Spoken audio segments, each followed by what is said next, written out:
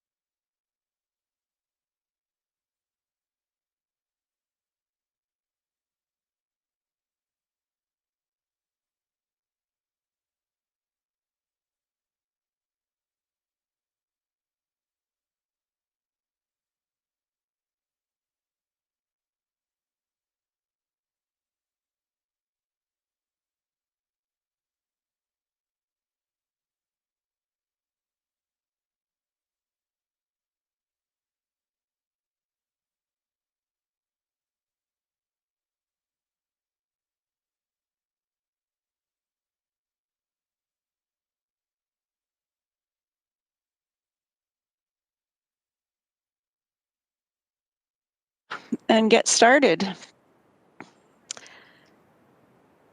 We are live now.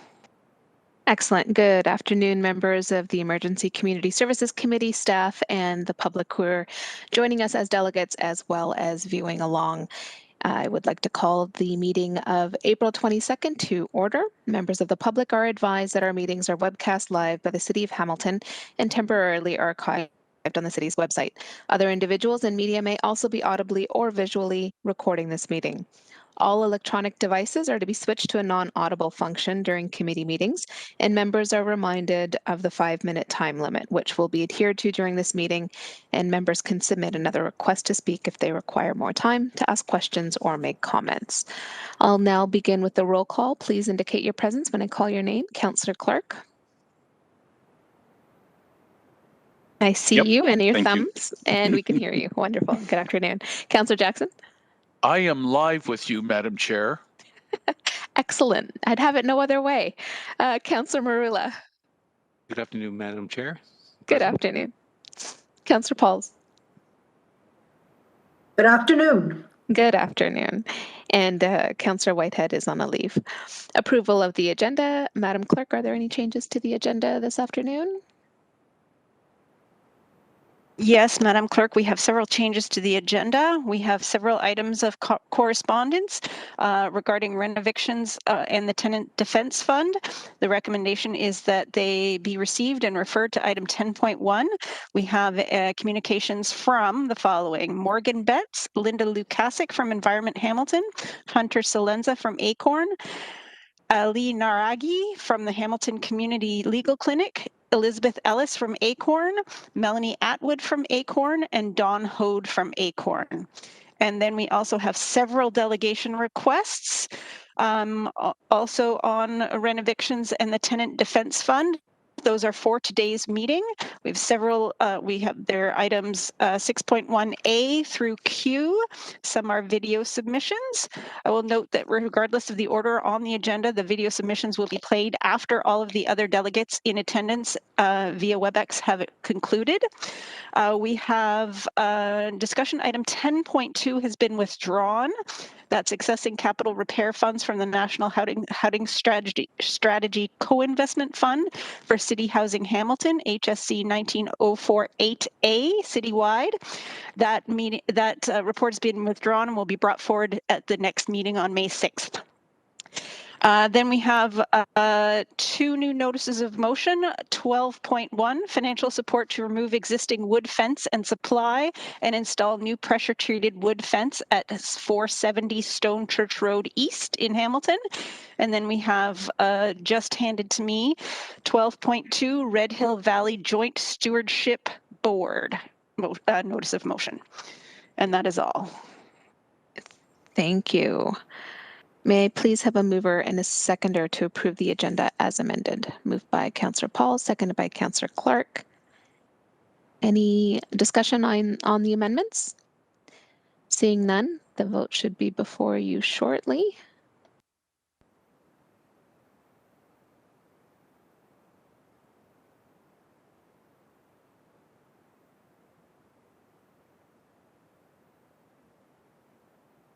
And Madam Chair, that passes unanimously. Thank you, Elsie Bates. Moving on to declarations of interest. Are there any interest to declare at this time? Councillor Marula, please go ahead. Thank you, Madam Chair. As a result of my wife and I being landlords, I must declare an interest in order to prevent a conflict, hence I can't participate in any of the delegations. Thank you. On item? Anything related to landlord-tenant issues. Got it. Perfect. Thank you. Duly noted. Moving on to approval of the minutes of the previous meeting of April 8th, 2021. May I please have a mover and a seconder to approve the minutes? Moved by Councillor Jackson, seconded by Councillor Marula. Any discussion on the minutes from the prior meeting? Seeing none, the vote should be before you.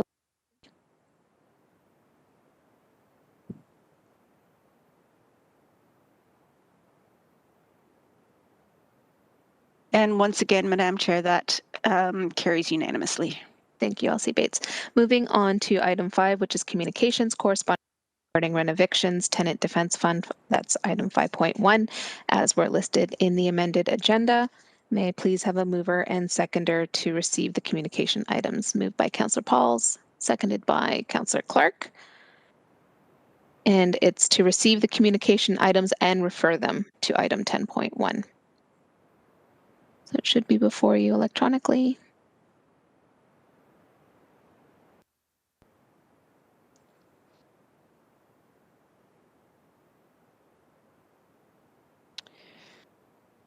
And again, Councillor or Madam Chair, that does carry unanimously.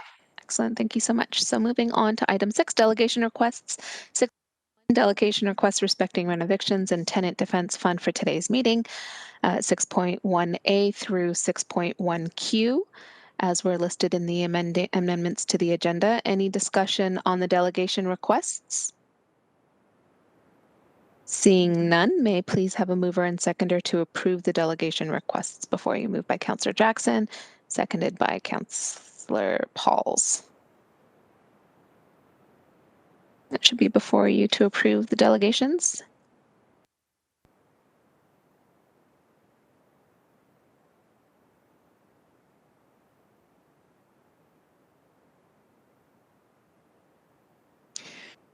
And Madam Chair, that carries unanimously, but with one abstention. Thank you. So moving on to items. Then item 7.1 is the Ontario's Vision for Social Assistance, Report HSC 21014 citywide. I'd like to call on Bonnie Elder, Director of Ontario Works, to introduce this item. Bonnie, if you could please turn on your camera and microphone. And good afternoon. Thank you. Good afternoon. Through the chair, this is Bonnie Elder, Director of Ontario Works. The purpose of the report today is to provide Council with an update on the provincial vision for the delivery of social assistance in Ontario, provide a brief summary of the provincial modernization improvements we've implemented in Hamilton, as well as upcoming changes outlined by the Ministry of Children, Community and Social Services. So in Hamilton, we've implemented several modernization initiatives, including changes to the delivery of employment services over to the new service system manager. We've launched electronic document management, which digitized all Ontario Works client files. We've implemented the My Benefits digital app for Ontario Works clients, which allows individuals to access information about their file. And we're also launching reloadable payment cards that will replace checks as a payment method for individuals who are not able to use direct deposit. In February of this year, MCCSS outlined a renewed long-term vision for social assistance transformation in Ontario. Key elements of that vision include a shift of administrative services that would benefit from further automation over to the province. For example, Hamilton is currently involved in the provincial centralized intake application prototype. The vision also includes maintaining person-centered services within municipalities to better support life stabilization and improved outcomes for clients. Starting in January of this year, Hamilton has been part of the prototype of this new life stabilization model, with staff focused on completing needs assessments, service planning, and warm referrals to community supports such as job readiness programs, housing, and childcare. The vision outlines that once fully implemented, Hamilton's Ontario Works caseworkers will also provide these life stabilization services to Ontario Disability Support Program clients, in addition to Ontario Works clients. The province has indicated that all of the changes associated with the new vision are being prototyped, with a full rollout anticipated to extend over the next 2 to 3 years. They've described their timeline as ambitious, with their urgency related to the potential need of Ontario residents during the province's economic post-COVID recovery period. There is no immediate financial impact of these anticipated changes. We do expect that any longer-term budget impacts will likely be part of the 2022 Ontario Works service contract discussions, and we will continue to keep you up to date on our program demands and changes to the service model that may impact Hamilton residents, as well as any budget impacts. Thank you. Thank you, Director. Colleagues, May I please have a mover and seconder to receive the report and get it on the floor in case any of you have questions? Moved by Councillor Marula, seconded by Councillor Pauls. Any questions or comments on the report that's before us? Seeing none, then if there's no discussion on item 7.1, it's duly moved and before you electronically. Pardon me, Madam Chair, I missed the mover and the seconder. Can you just repeat who that was? Councillor Marula and Pauls, please. Thank you.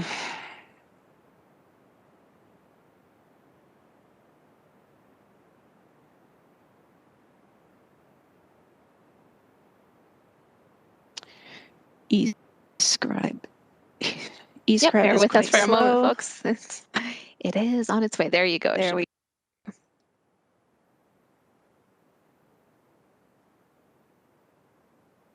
And that passes unanimously. Thank you, Elsie Bates. Moving on to item 9, public hearings and delegations. 9.1, delegation requests. Renovations, Tenant Defense Fund. Before we begin, members are reminded that questions of the delegations are for clarification purposes only, not for debate. Please note also, too, that regardless of the order of the agenda, video submissions, as Elsie Bates identified at the beginning of the agenda, will be played after all the delegations in attendance via WebEx have concluded. We'll hear from all the delegates and receive them together at the end. So starting us off will be item 9.1A, Keith Larry, Hamilton Tenants in Unity. I'd like to call on Keith at this point with Hamilton Tenants in Unity, respecting renovictions. Keith, if you could please turn on your camera and unmute your microphone. You will have 5 minutes. How do I turn on my camera? Good question. Elsie Bates is excellent at navigating folks through, so I'll turn the mic over to you. Thank you. So Keith, you had your camera on earlier, I believe. If down at the bottom of the WebEx, you should see a bar that says start video. Yeah. Just click on that and your camera should turn on. Yep. Okay. Thank you. No problem. There we go. go. Now we can see you and we can hear you. Okay. Thank you. Good afternoon. Go ahead. Hello and good afternoon, community members and chair. My name is Keith Allery and I'm co-chair of Hamilton Tenants in Unity. We are a citywide tenant organization with members all over the city of Hamilton. I'm delegating today because we are in support of the recommendations in front of you today as a start of helping renters with renovictions. I have just gone through renovation myself during this global pandemic, and it is hard. I was threatened with having the police called by my landlord if I was not out early than the date given to my rental. I remind the previous landlord of my legal rights and they were dismissed. Like most of us, I could not afford legal advice. I experienced the mental stress of finding a place to call home during this global pandemic. I'm sure there are renters in our community that do not know their rights and would have left because of the stress tactics.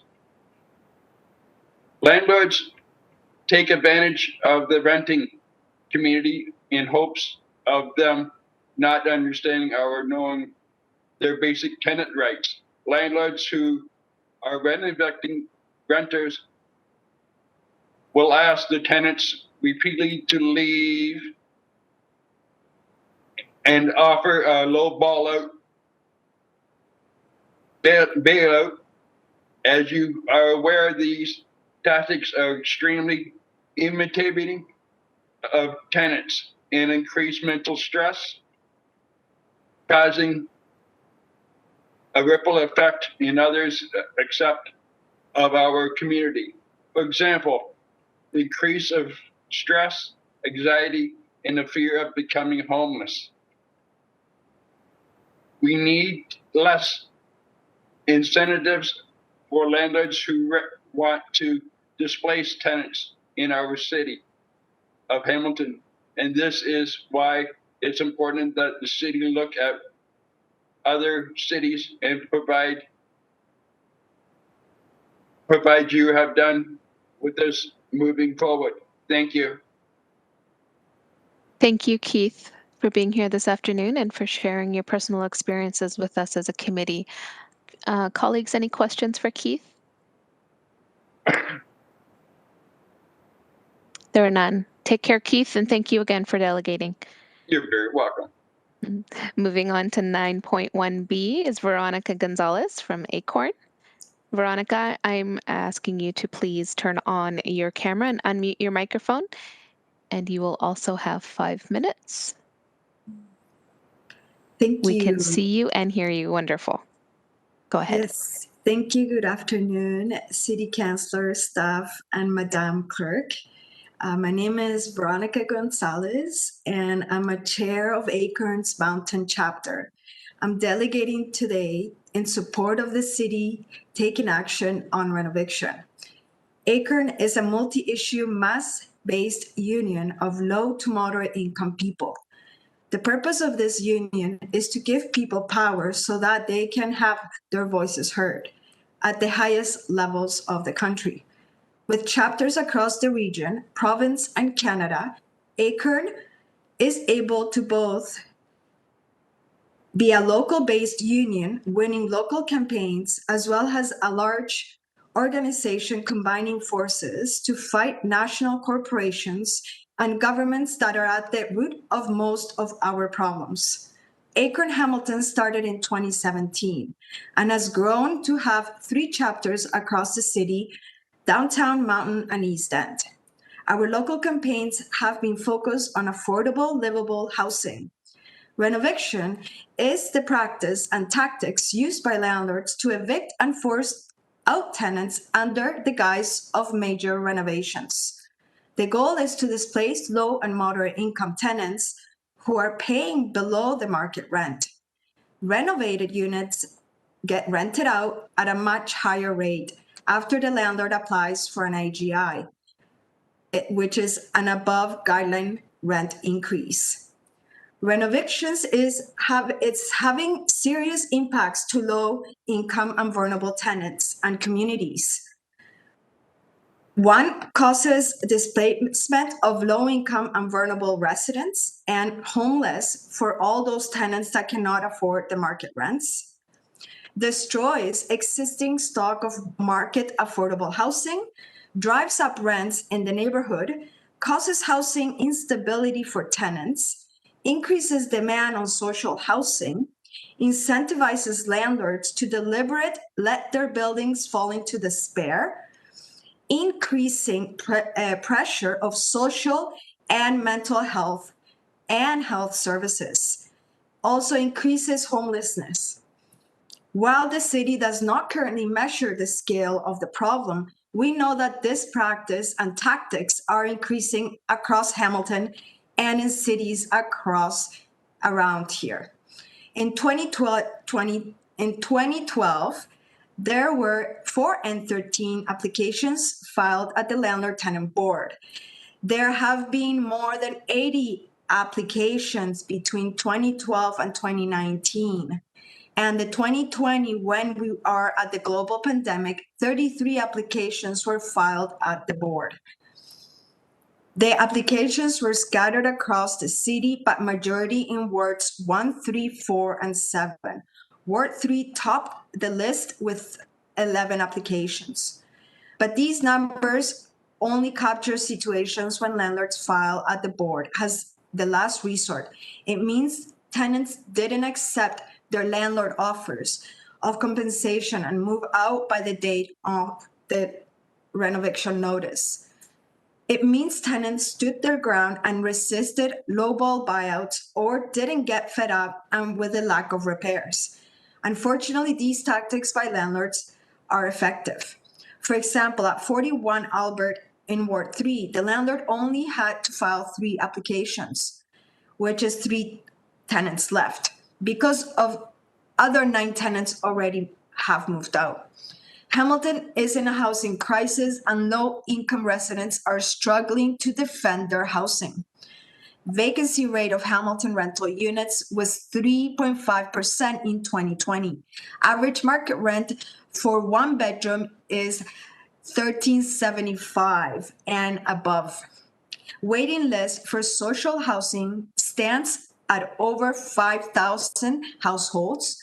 In 2019, almost half of the city's renters, 45.4%, were unaffordable housing, more than 30% of their income.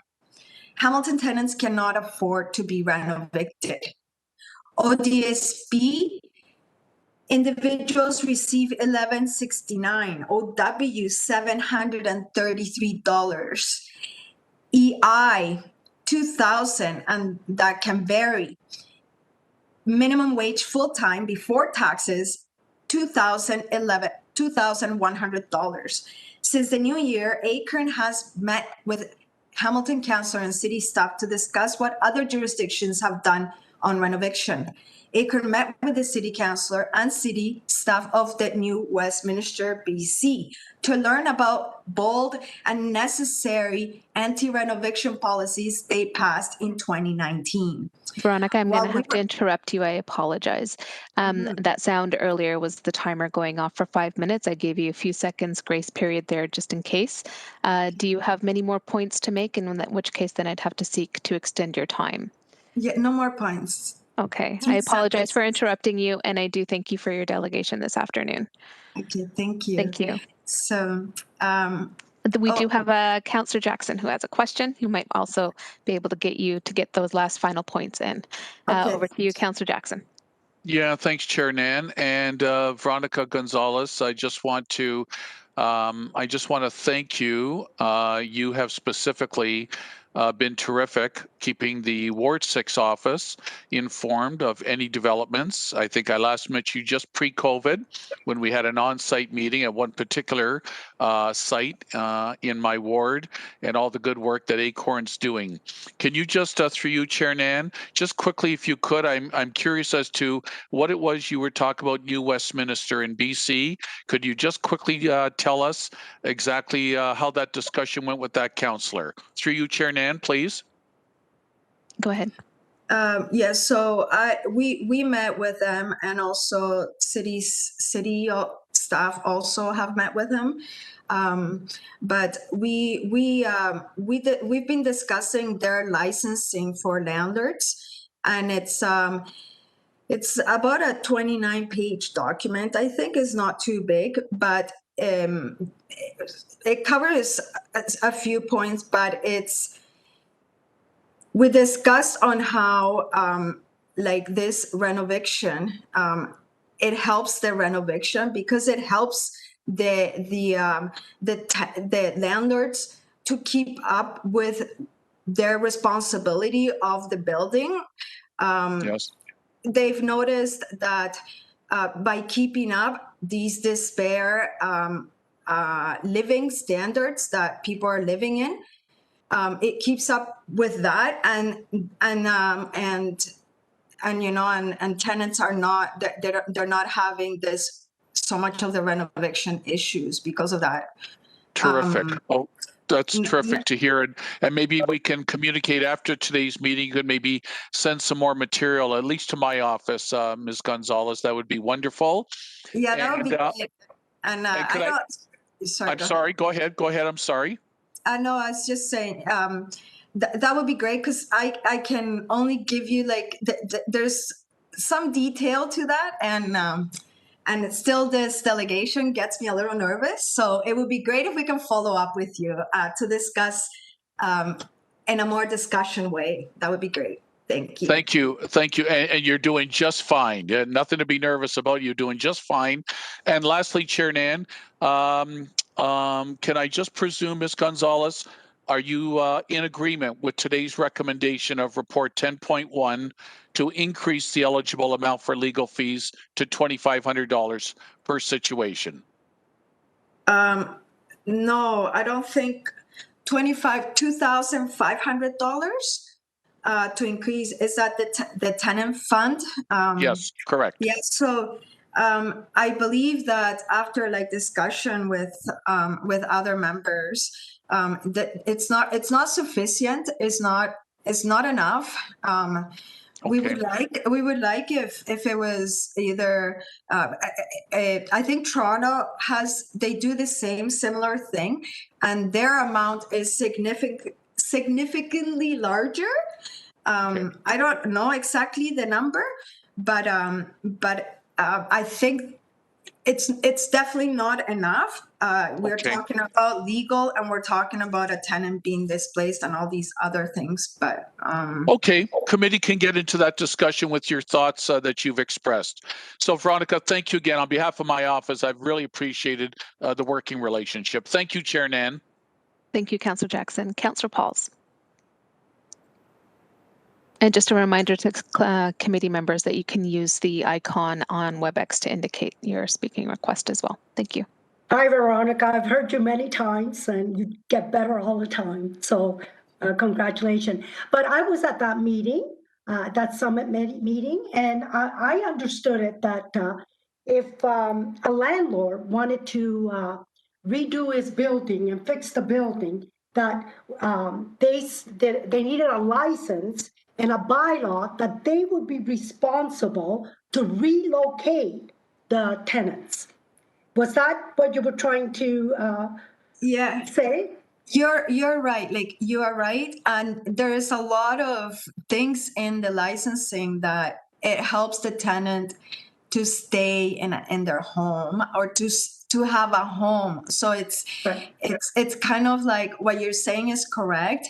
And also the reducing of the renovation and the repair and all those things they're all go into the license. Right.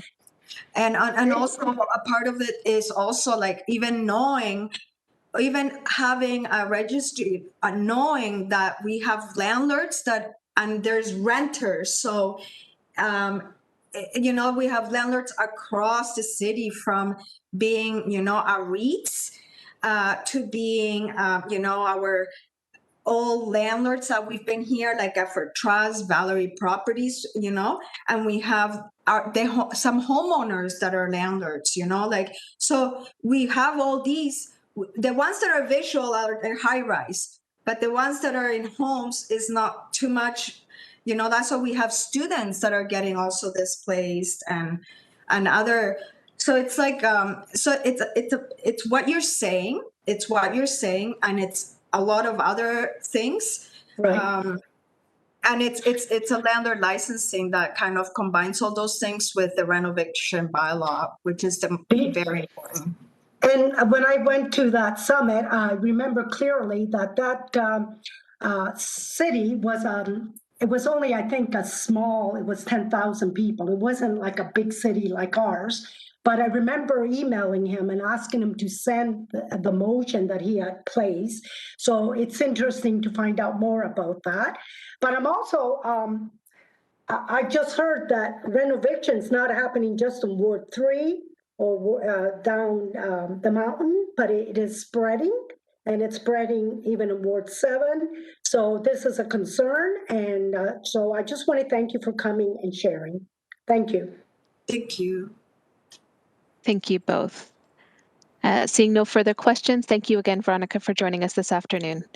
Thank you very much. On to 9.1C, Carl Andrus from Hamilton Community Benefits Network.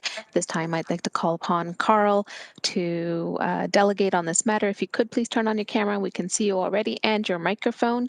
You have 5 minutes, and we can see your presentation as well. When you're ready, I will begin your time.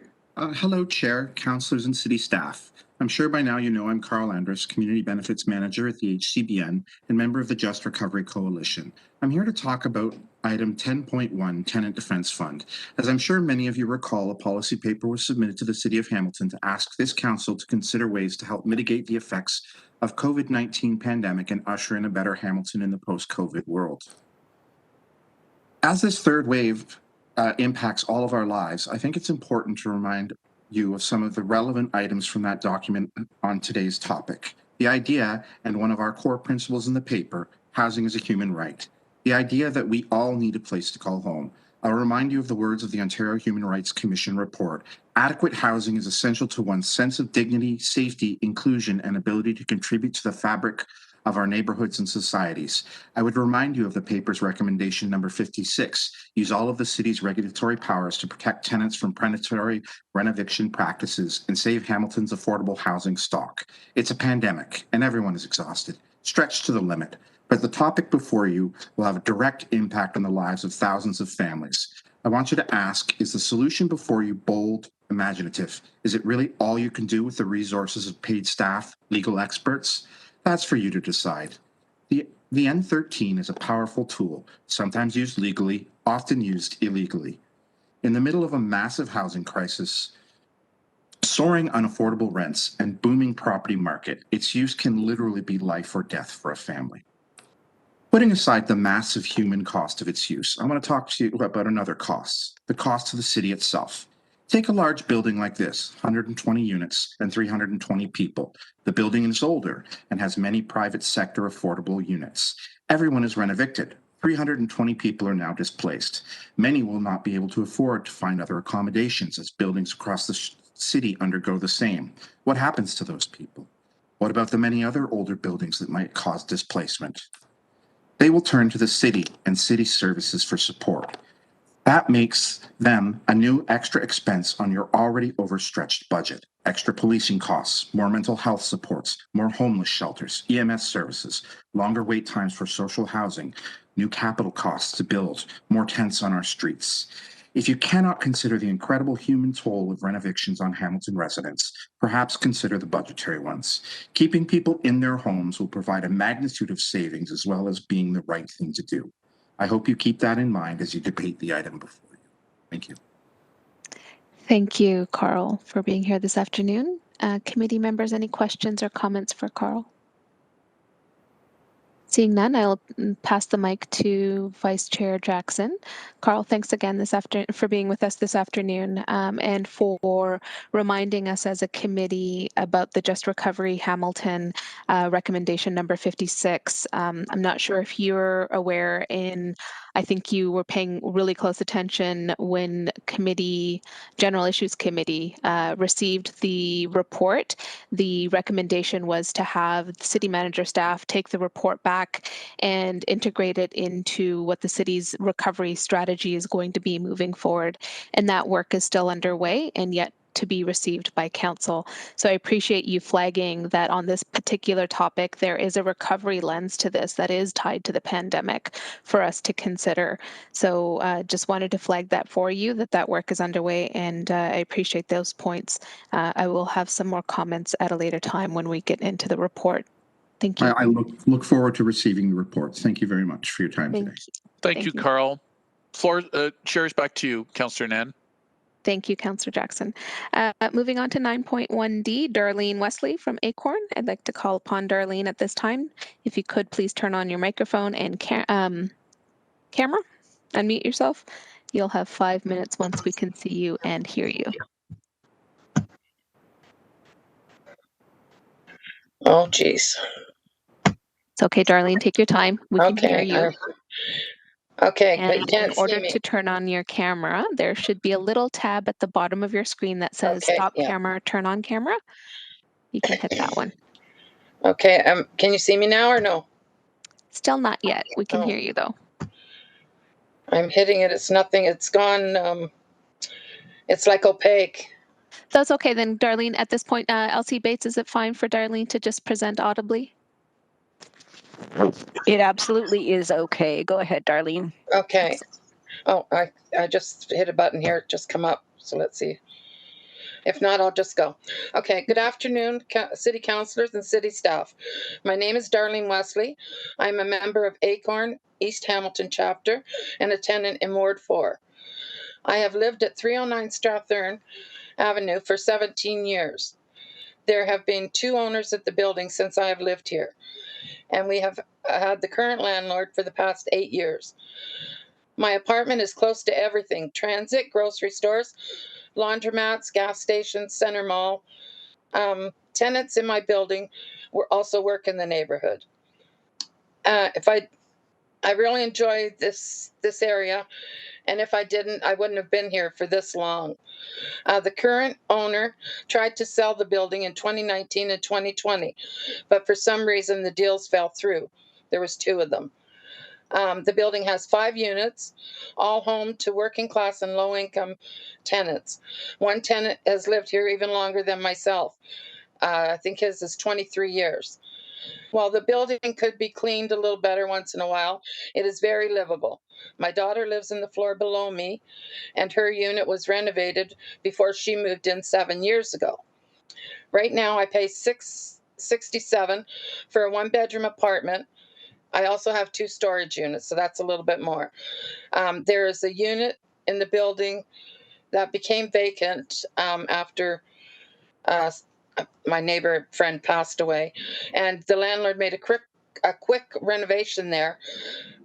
Paint, updated the bathroom, new floors and such, and he increased the rent to $1,200 a month. In October 2020, the landlord handed all 5 tenants an N13 eviction notice to vacate by March 31st, 2021. Tenants in the building know their rights, and nobody has moved yet.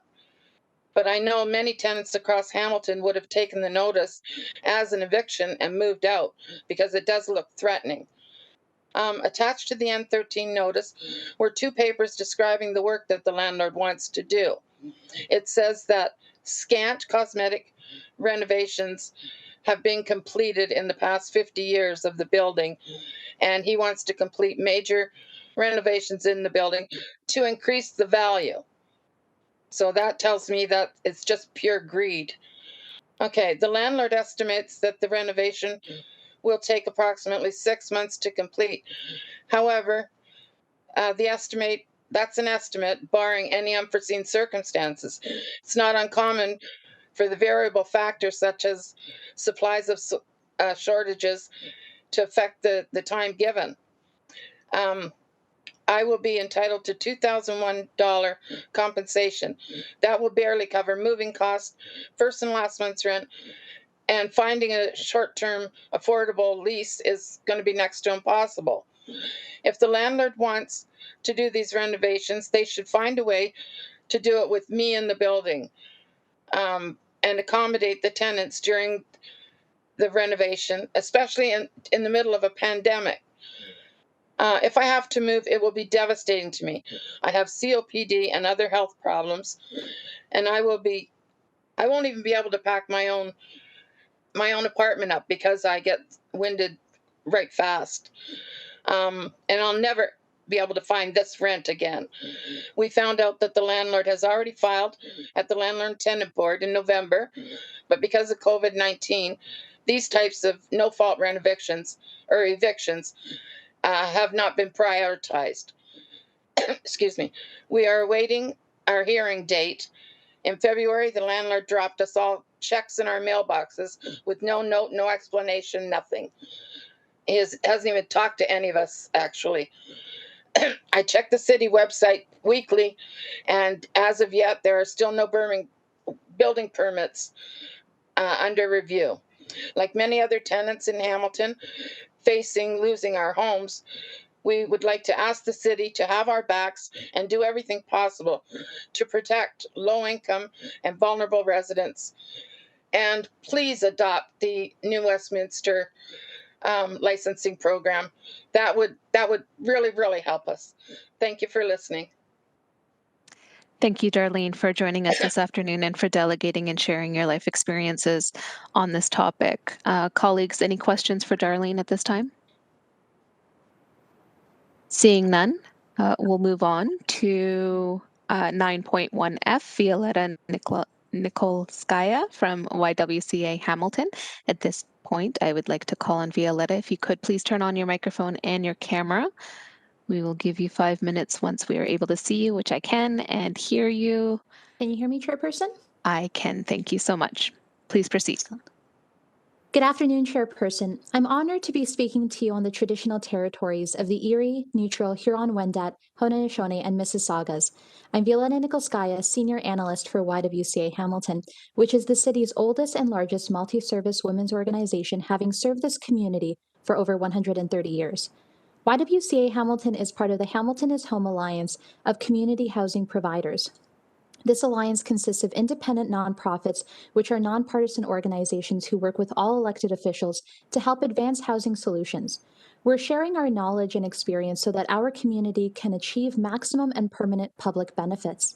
YWCA Hamilton has continued to offer services across the housing continuum, including supporting persons in their housing needs amidst the global health crisis in our country.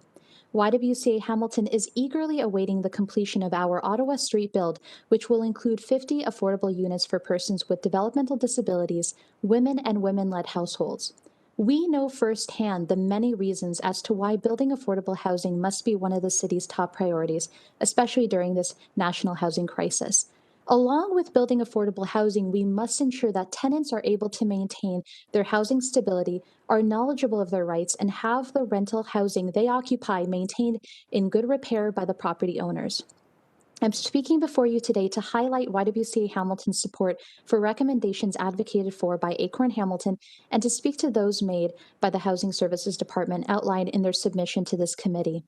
We support Acorn's request that the city should expand and permanently implement the Tenant Defense Fund and add tenant outreach and education to its mandate, as well as expanding the criteria for eligibility to include tenants at risk of displacement.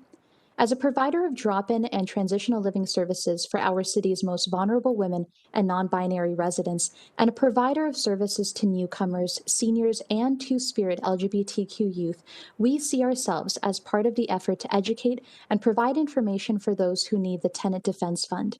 Nonprofit service providers are and will be part of the effort to engage our community in this conversation, but we need the city's efforts as well to achieve the most comprehensive tenant outreach and education.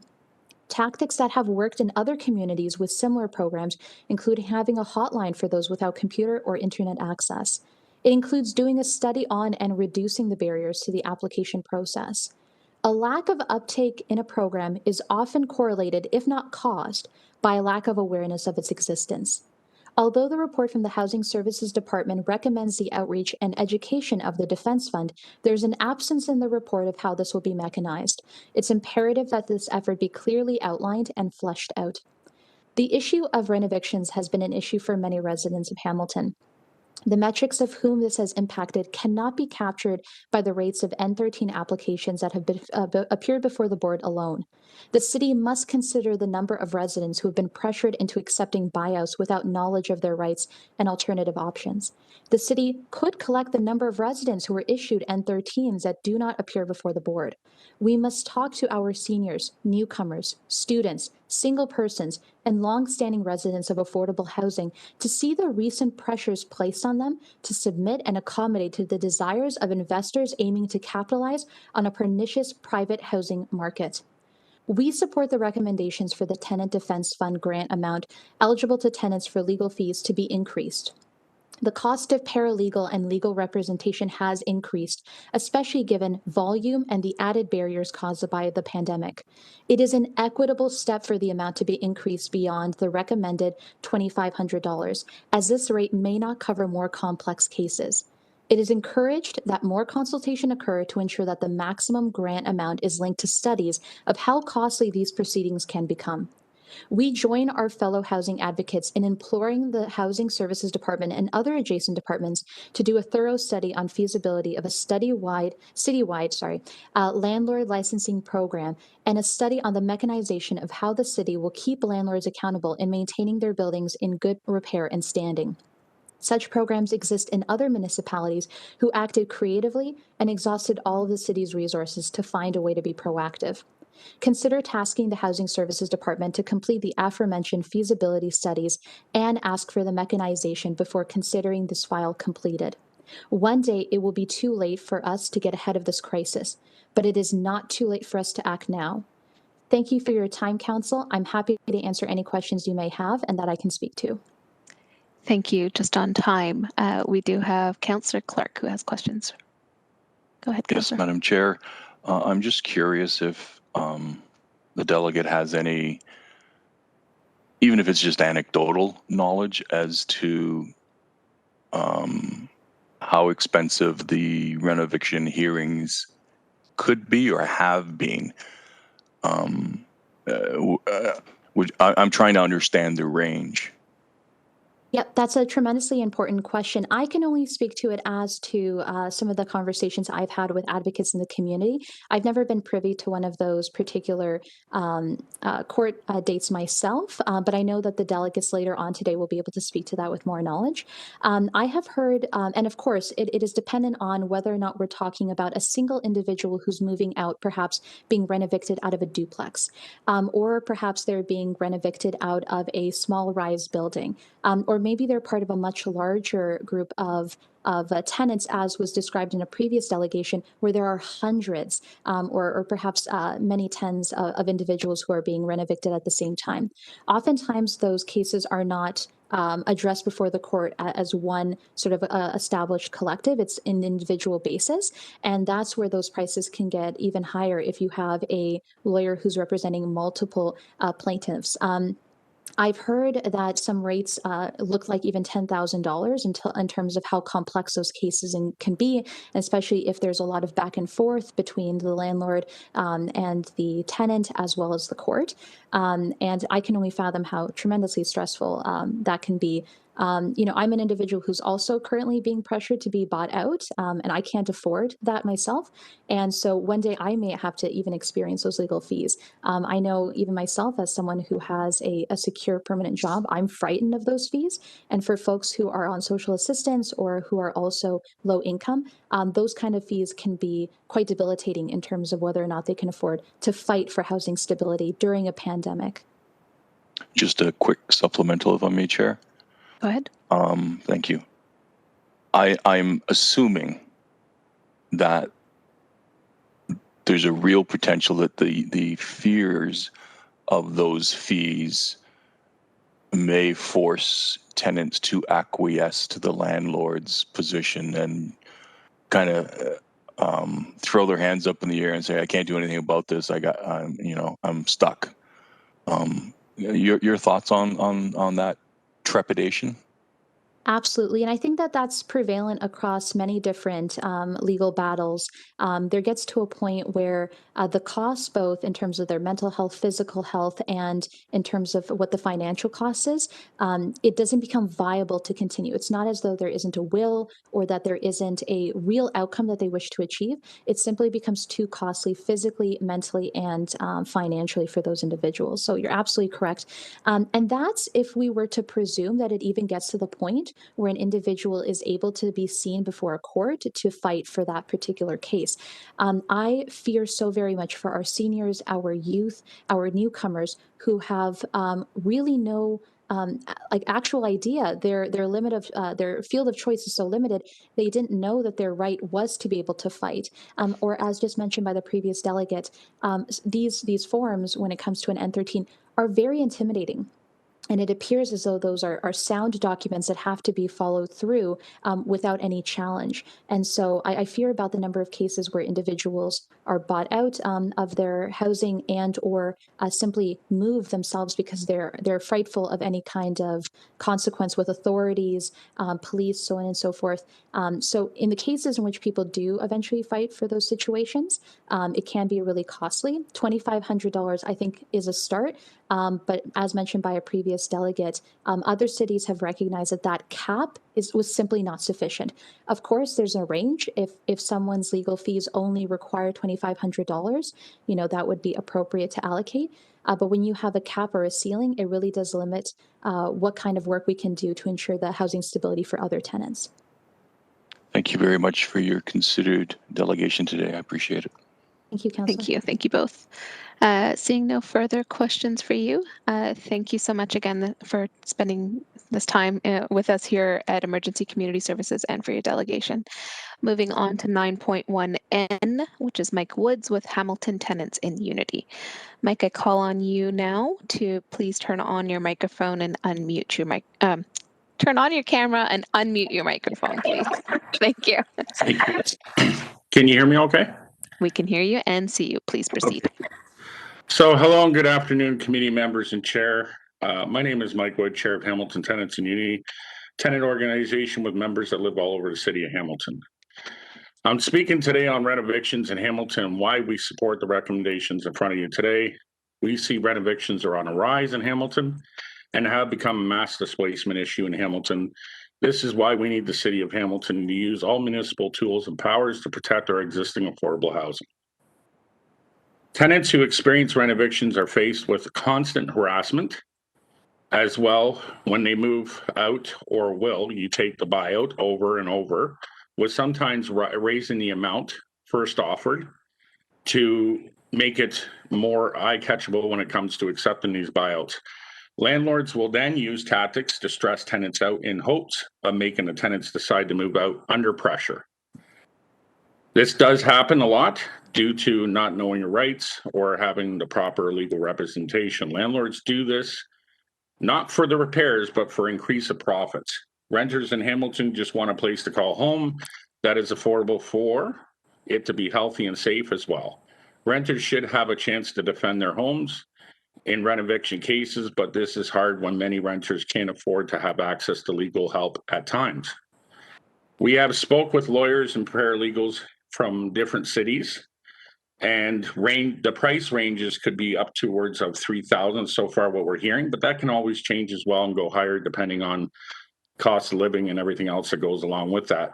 To give example of current renovictions, we have members who live in the east end of Hamilton right now who are living in a high-rise building, up to 60 apartments, receive then 13s to move out. So the landlord can renovate all apartments into open concept apartments.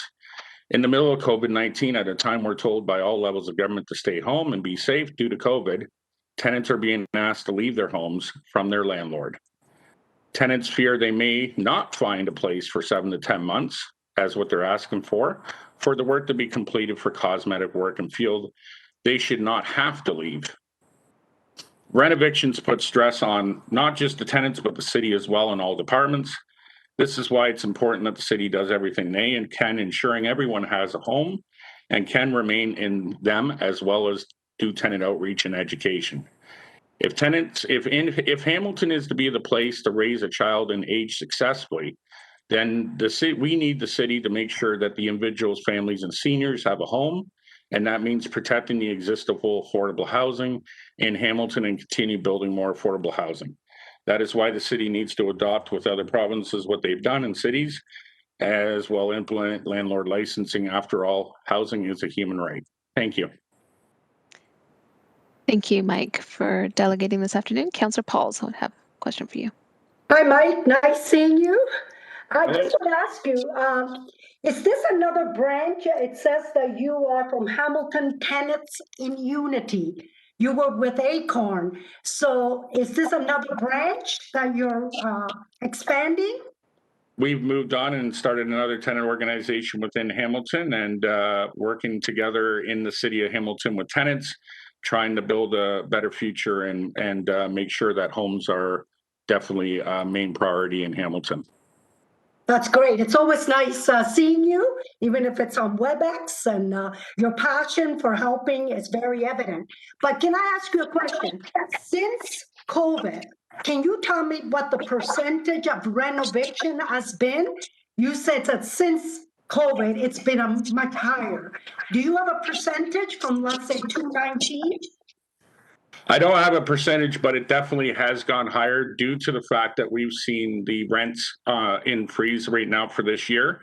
Doug Ford didn't implement the AGIs and renovictions in with it, so landlords are using that in order to get their profits. That is why we're seeing them use whatever excuses they may to raise the rents and hope that a lot of tenants move out, accepting the buyout offers and signing agreements that forfeit their rights to return back to their units. Thank you, Mike. But, it boggles my mind that through COVID, everything has gone up. Even someone that's fixing their building, everything has gone up. Lumber has gone up. Houses have doubled, So I could see somebody trying to fix their building and costing so much more. So it just boggles my mind. I thought it would be the other way around, but everything has gone up and rent has gone up. So thank you for coming and sharing, and all the best in your new Hamilton Tenants in Unity. Great coach. Thank you. Thank you, Councillor. Any other questions? Seeing none. Oh, yes. Go ahead, Councillor Clark, and then Councillor Jackson. Sorry, I was having difficulty getting the button pushed. Just a really quick question, Mike. It's good to see you. It'd be nice to see you not on the terms that we've been seeing you on.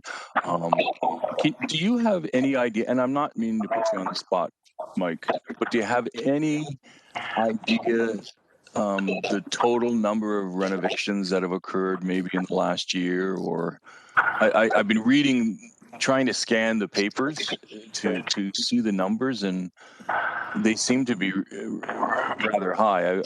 Some apartment buildings, like 60 people all at once getting N13 forms. And so do you have your organization or yourself, do you have any idea of the real numbers that are going on out there? Not the exact number, but I mean, we do know of like around 13 or 14 different properties right now in Hamilton that are currently going through renovations that I have heard of anyway, and be more coming up pretty quickly. But, we didn't see it as much before COVID, but it is starting to be on an increase, like I said. It's like I said, they use the fact that they want to bring these properties up to standard. But what we see even with some of these landlords that are buying properties, it's not even that. I mean, they're not even keeping their properties up to standard with new landlords who have taken over properties, and they say old landlords have not kept them up to par, and this is why we need tenants out. So when it comes down to that, it is just an excuse for profits mainly that we see going across the city. But I expect the numbers to continue to increase and go much higher because of just what we're hearing in the background from talks that landlords are looking at this as the next end of all to be able to increase their rents and rent out. I was also reading on one website where a corporate landlord and their entities of donors are looking to get rid of renters out of homes so they can increase profits and start at accepting tenants with incomes of 25 or 30,000 and higher, which leaves a lot of people out when it comes to lower income. Yes, it would, most certainly. Thanks, Mike. And I won't hold you to the numbers. I was just trying to understand rough figures. So 13, 14 currently that you are aware of in terms of buildings. I'll ask staff to see if we have any ideas of how pronounced it is. Thank you again for appearing before us today, Mike. You're very welcome. Thank you, Councillor Clark. And my apologies, Councillor Jackson, you had indicated earlier, duly so, using the microphone on WebEx. The floor is yours. Well, you told me to use the microphone instead of waving, so just kidding, Chair Nan. Thank you, Chair Nan. Mike, good seeing you virtually again. And how long when was it you first delegated at City Hall? Am I going to guess about 3, 4, 5 years ago, Mike, with you and the Acorn group that when you organized and officially formed through you, Chair Nan? Roughly about that, around the beginning of 2017, that's correct. Mike, I'll tell you, our community and especially our tenants, and especially those that are in financial need and are on very limited disposable income, very, very lucky to have advocates like you in our community. And I want to thank you as well as I did with Veronica and Olivia O'Connor. You three have been a mainstay in communicating to my staff in my office and ensuring I'm informed of what's going on up in my area as well. So thank you, Mike, for your good work. And good to hear that for now, you're supportive of this report, which is going to increase the eligibility of the amount of money for the Legal Defense Fund. For sure. And hope to continue to work together and hopefully make better change going forward as well. Thank you, Mike. Thanks, Chair Nan. Thank you, Councillor Jackson. Thank you, Mike. we'll move on. Thank you again for delegating today. Move on to 9.10, which is Kojo Dempsey from Hamilton Center for Civic Inclusion. At this time, I'd like to call on Kojo to turn on your camera and unmute your microphone. And once I can see you and hear you, I will begin your time. I can see you. Yes, hello. Can you? Good afternoon. I can hear you clearly as well. Good. Go ahead, please. Yes, good afternoon, councillors and city staff. I think Carl from the Hamilton Community Benefits said it best. This is an opportunity to have a just recovery. We are seeing the effects of COVID. We're seeing the exacerbation of people that are vulnerable. And when we say vulnerable, we don't mean it as an encompassing term. We're talking about newcomers, low to moderate income folks, women, men, youth, folks with invisible and visible disabilities, seniors, students, some of which have delegated at council for the first time. So the issue of tenant vulnerability is real, is here. We see it in rental evictions. And I think as a city, we need to start collaborating with advocates like ACORN, the Hamilton Legal Clinic, and ensure that the policy decisions that we are making come from lived experience. We're hearing actual stories of people receiving N13 eviction notices. So those are the individuals that we should listen to and hear from. So we as HCCI are here to support ACORN's recommendations. When our office was open, we would provide our printer and our photocopy machines to people that needed documents. We would refer them to the legal clinic and ACORN. It's unfortunate that our office is closed right now, but again, we feel that ACORN and other housing advocates are really doing the work, are bringing this issue forward. So we support ACORN in implementing the municipal policy to restrict rental evictions, having a citywide landlord licensing program to restrict rental evictions and ensure landlords are keeping properties in good repair, expand and make permanent the Tenant Defense Fund, and also allow for tenant education to reach tenants that are at risk of displacement. And even if they are not displaced, they need to know their rights. So we're supportive of that. And the last thing I'll say is, again, lived experience should inform policy moving forward. Thank you. Thank you, Kojo, for being here this afternoon and delegating on this. Any questions from colleagues? Seeing none, I did want to just quickly pass the mic to Vice Chair Jackson. Less of a question and more of a comment. Mr. Dempsey, I appreciate you mentioning the fact with HCCI and so many other community-based organizations having to close their offices, the then further barrier and further limitation on some of the resources many of us take for granted in terms of documentation preparation, photocopying, faxing, all that kind of stuff, and seeing how that has only continued to deepen some of the barriers that many of our residents face during this pandemic, and particularly those who've become vulnerable from a housing perspective. So I appreciate you bringing that forward. And again, the reminder of the Just Recovery recommendation on this item as well. Thank you. Virtual chair, back to you, Councillor. Thank you. Moving along, we have item 9.1P, Bill Johnston. My apologies. If you could please turn on your camera and microphone, and if you could say good afternoon so I can confirm that I can hear you. Can you see me and hear me? I can hear you and see you. When you are ready, the floor is yours. Go ahead. Thank you, Madam Chairman, Madam Clerk and councillors. Thank you for the opportunity to speak in support of recommendations A and B in Report 10.1 as a first step, and also to urge the city to do more. And specifically, I endorse the recommendations put forward by ACORN Hamilton on the Tenant Defense Fund and on licensing, and the Just Recovery urging that the city use all of its powers to prevent rent evictions. A written version of this presentation is on page 38 of your agenda. My main point is to underline the importance of significant eviction prevention measures. We know that eviction is a double loss. Evictions have a huge impact on the evicted tenants. They lose their home and the stability a home provides. As noted in a recent report released earlier this month by Canada Mortgage and Housing, quotes tenants speaking about their experience of eviction use language of trauma and reported anxiety, fear, feelings of loss, and depression, and other impacts. Evictions can lead to a cycle of increasing housing instability, end of quote.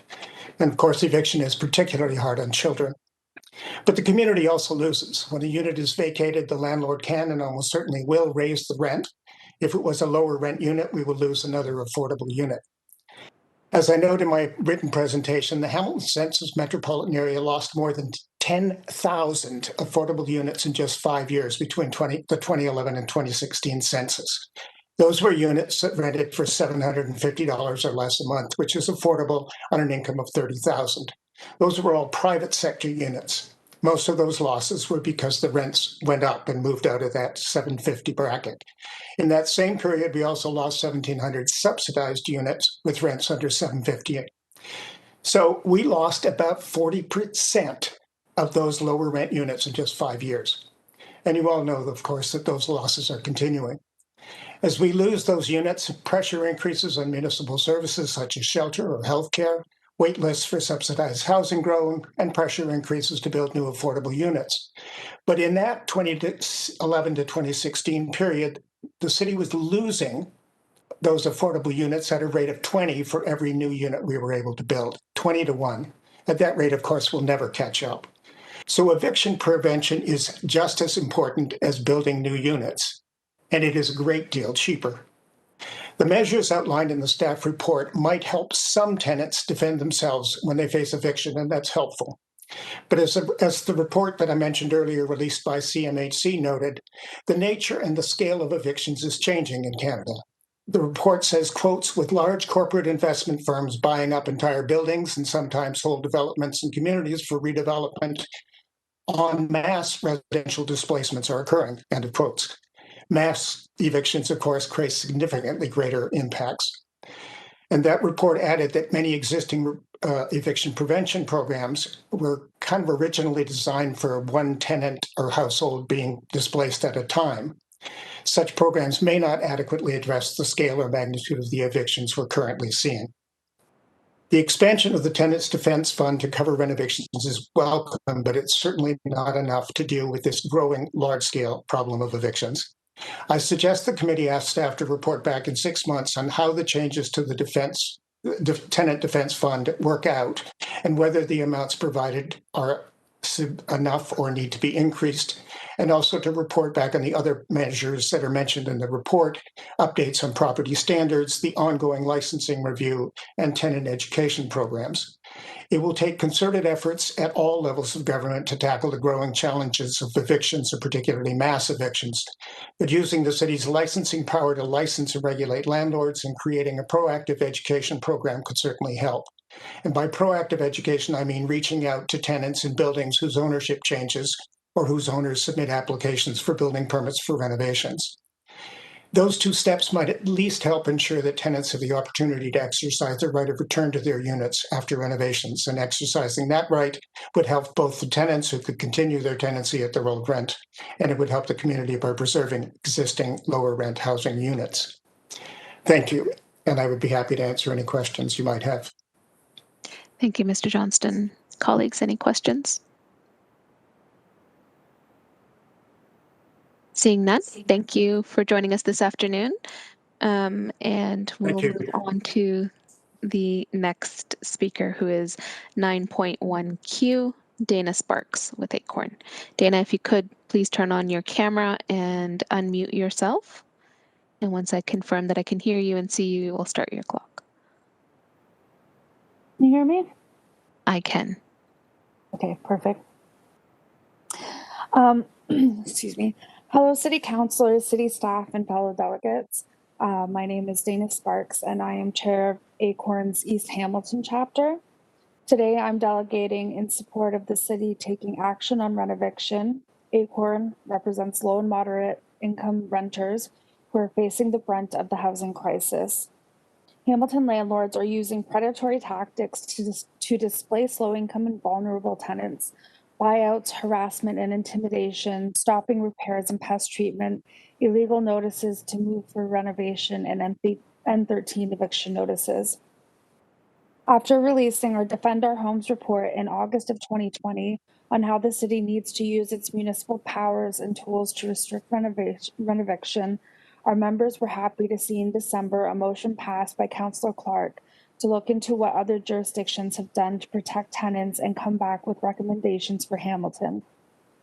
Since January 2021, ACORN leaders have met councillors and city staff to discuss municipal powers and tools to restrict renovation and the urgency for the city to act. In February, ACORN held an 80-person virtual forum with local allies and invited Councillor Jamie McAvoy from Westminster, British Columbia, to speak about the strong anti-renovation policy his city passed in 2019. ACORN also met with city staff from New Westminster to learn about their anti-renovation and landlord licensing program. While the Tenant Defense Fund report isn't exactly the bold action ACORN members, Hamilton tenants, and allies were counting on, we are pleased to see changes to expand the Tenant Defense Fund, and we urge the city moving forward to seriously investigate how Hamilton can restrict renovation. ACORN has highlighted the groundbreaking anti-renovation policy passed by New Westminster, BC, and similarities in provincial legislation. In British Columbia, municipalities also cannot withhold building permits.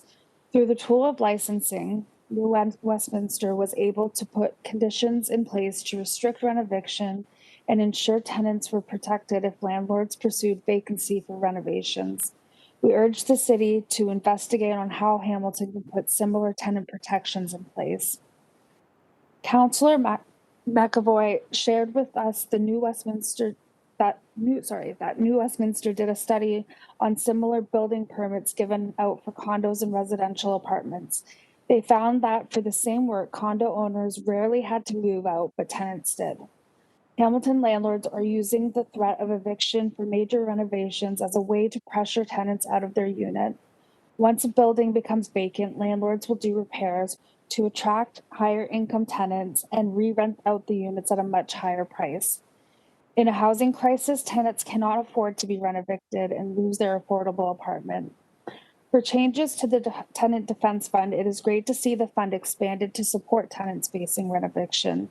If landlords pursue eviction through the Landlord and Tenant Board with an N13 application, tenants will need support hiring legal representation and experts to dispute their landlord's claim that their suites must be vacated for X amount of months for renovations. Toronto also recently expanded their Tenant Defense Fund. We spoke to the Federation of Metro Tenants Association, and they shared Toronto's fund is maxed out every year. The fund provides eligible tenant groups with a grant to help cover the cost of legal representation and an additional grant up to $10,000 to hire an expert. For example, tenants could hire an engineer or contractor to dispute the landlord's application. There needs to be outreach and support to ensure that tenants are aware and can access the program. The report states that there is still $50,000 in the Tenant Defense Fund, which was established in 2019 as a pilot program that started out with $50,000. Make the program permanent and let the residents of Hamilton know that it's there. The success of the Toronto Tenant Defense Fund is related to their robust outreach and support staff program. A tenants' right agency, the Federation of Metro Tenants Association, works with the city to facilitate the fund. The feasibility of an equivalent program and tenant hotline for Hamilton's fund needs to be assessed. Lastly, it's imperative that city staff clearly define what a proactive tenant education would involve. ACORN is proposing that there be tenant outreach and proactive bylaw enforcement when things like a building changes ownership, a tenant reports a buyout offer or N13 notice by their landlord, and when the city receives any building permit application for a multi-residential dwelling. Tenant education should include contact and application information for the Tenant Defense Fund and should also include property standards bylaw, the ward counselor, Hamilton Community Legal Clinic, the Housing Help Center, Acorn Tenant Union, and the general rights with reference to displacement. I am a victim of having a landlord try to evict me. I have lived in my place of residence for nearly 10 years, and because I pay $989, the company that owns my complex has been trying numerous tactics, like I first mentioned when I started speaking. I have been offered a buyout, I have been lied to, and to this day, I still have difficulty getting maintenance requests attended to. I know another tenant who has been called names and who has been told because they owe the company money, the company is refusing to do maintenance and pest treatment until this person pays off their debts. What kind of world is this when we can't call a house or an apartment our home? Everybody deserves safe, healthy, and affordable housing, and Acorn knows that the City of Hamilton has the power to make that a reality. Acorn looks forward to continuing to work with council, city staff, and community partners on these important issues. Thank you for your time. Thank you, Dana. Any questions for Dana this afternoon? Seeing none, thank you so much for joining us this afternoon and sharing your life experiences on the matter. And we'll now be moving on to the pre-recorded video delegations. I'll list them all off now by name, and then our clerks will press play on each one subsequently. So we have 9.1E, which is Jonathan Lopez, 9.1G, which is Gordon Smith, 9.1H, which is Juan Belandra, my apologies, 9.1I, which is Michael Lopez, 9.1J, which is Drew Hewitt, 9.1K, Daryl Starr, 9.1L, Rebecca Guzzo, 9.1M, James Webb, and at the end of all of them, we will receive the whole of the delegations, both those live here today at WebEx and also the ones that we are about to view by video. Please proceed. Good morning. My name is Jonathan. I'm part of Acorn from the East End. We stand against renoviction. I'd like to talk about first the Defense Fund program for tenants. This program needs to be expanded in every avenue. How much people get for legal aid, who qualifies, must be expanded broadly. The amount of money also in the funding needs to be expanded. And at the same time, it needs to be a mainstay.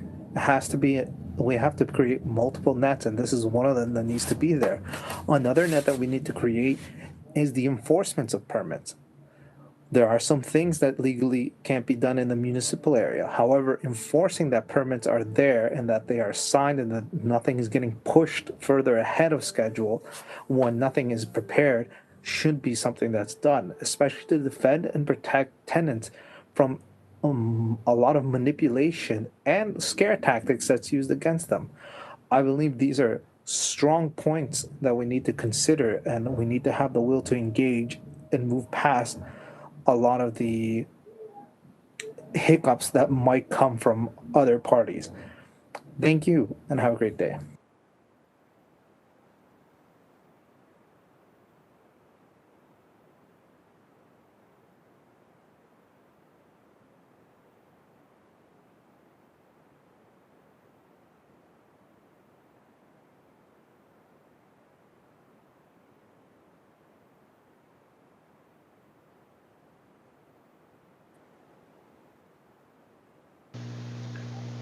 Good evening, City Councilors. My name is Gordon Smythe, and I am a member of Hamilton Acorn's North End chapter. I have lived at 468 James Street North in Hamilton for 6 years. This was low-income housing, which cost me $525 a month. Basic shelter from ODSP at maximum for me is $497 a month. That means my basic shelter only covers 95% of the $525 rent. 42% of my total support goes towards rent. Or did. Here's my problem. A company called Matus Group from Halton purchased our building. We were issued N13s on March the 2nd of this year. Our date to vacate the property is June the 30th of 2021.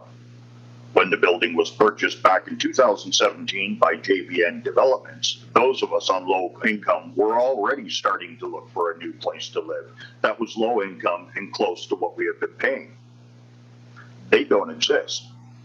Unfortunately, the prices JBN was asking for a bachelor apartment was more than double what we were paying, which is not affordable. The average rent for a bachelor or one-bedroom apartment in Hamilton is currently $1,395 per month. My basic shelter only covers 36% of that cost. My total support payment only covers 89.9% of the price for shelter in 2021. Basic needs such as food, phone, and internet in 2021 is an average of $763 per month. Clothing is an average of $161 per month. Cleaning supplies cost an average of $45 per month. The total of those costs is $969 per month for a single person. Basic needs only covers 69% of that cost. For someone with type 2 diabetes like myself, the monthly average cost for special dietary foods and supplements is approximately $400 per month. My special diet allowance on ODSP only covers 21.5% of this cost. When you add up all the numbers, it becomes quite shocking. In 2021, the average cost for a single person living in Hamilton with only the basics is approximately $2,764 per month. ODSP maximum support in 2021 only covers 45% of that cost. What is the impact of this going to be for us here in this building come June 30th? The answer is very simple. We will be homeless. Another shocking piece of information that came to my attention is once we no longer have an address, our basic shelter gets removed from our total support. This means my total ODSP payment, once I am out and on the streets with no place to go, will only cover 27.5% of the current basic cost for a single person in this city. That makes it impossible for me to ever find a new home. Not to mention, everything that I own will have to be thrown away. It's not possible for me to carry anything with me. We need to raise the rates of ODSP to a minimum acceptance, which is approximately $2,800 a month. It's the only possible way we can survive because there just isn't enough low-income housing available in Hamilton. The homeless population is growing at an exponential rate. We need to start licensing landlords and protecting people like myself in low-income housing to avoid being put out on the streets. We don't send our pets or our livestock out without shelter and food. It's called inhumane treatment of animals, and it's a criminal offense. Why then is it okay to do it to fellow neighbors, fellow citizens, and fellow humans? We need to act now. We need to raise ODSP rates. Thank you for listening.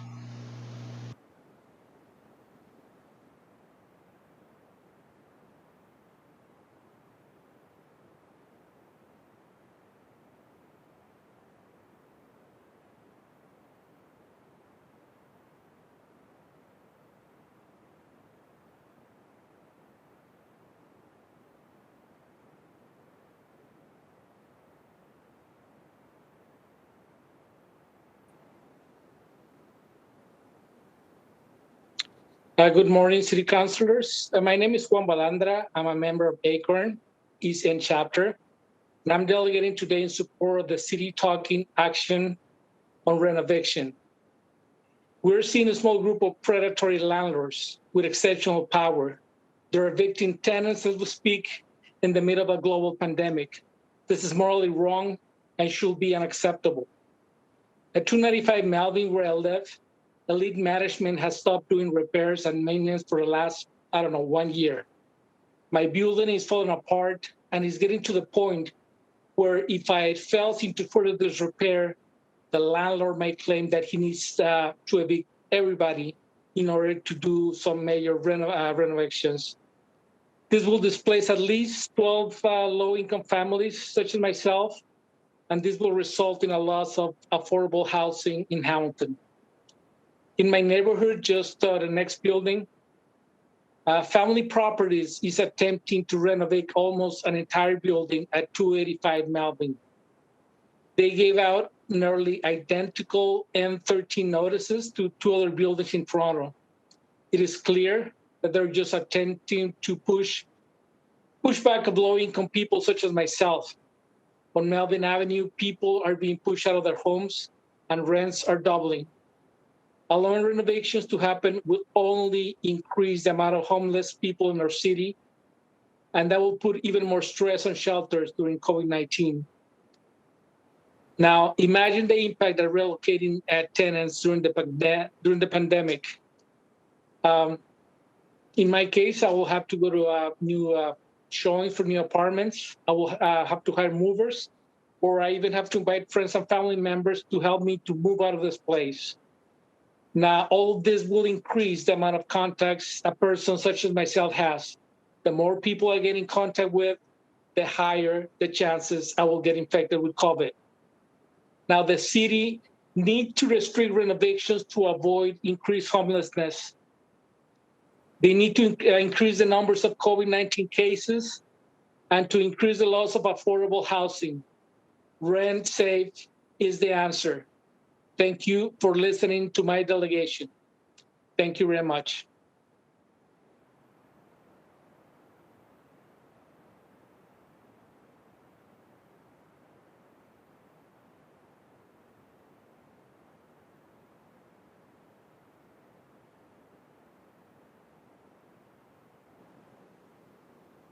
Good morning, City Councilors. My name is Michael Lopez, and I'm a member of Hamilton Acorn's East End chapter. I'm delegating today in support of the city's taking action on renovations. First, I want to start by thanking the council and staff for putting this report together and taking this issue seriously. The expansion of the Tenant Defense Fund and the amendments to include tenants being displaced due to evictions is a much welcome first step. Unfortunately, the report fails to recommend new policy tools that the city can implement to restrict renovations. As mentioned in the report regarding the new Westminster, British Columbia licensing bylaw, quote, central to their licensing regime is the premise that tenants should be able to reside within their units during renovations and subsequent accommodations be made to address their needs within the unit or building during the proposed works. The landlord is, as a result, required to apply to the city in those circumstances where this is not feasible, end quote.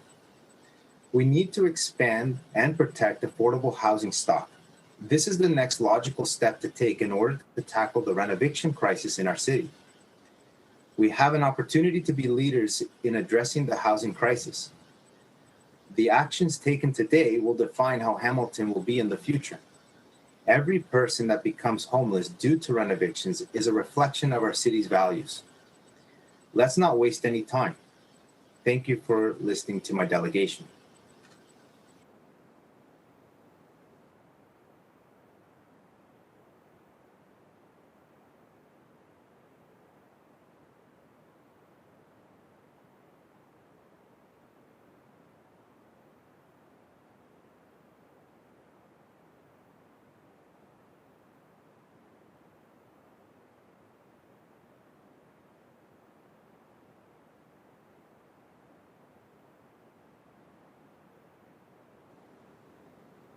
Councilors, in the 1820s, my family moved here to Hamilton. My grandmother, a nurse at Hamilton General, my grandfather, an architect and tail gunner on our beloved Avro Lancaster, and my father, a 30-year employee of Stelco. Yet here I am, sitting on the brink of being pushed out of the community my family has called home, simply due to bureaucratic loopholes in a city council that sits idle as our most vulnerable populations are visibly suffering on our streets. The City Council acknowledges the dish with one spoon treaty, but it feels like the lessons of history have been lost. The memories of those who have been pushed from their sacred lands are all but faded and feel replaced with a new cross-generational exiling. City Council has communicated to the community that affordable housing is simply not a priority.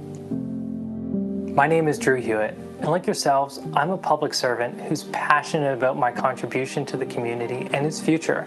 I've lived at my Strathcona apartment for 10 years.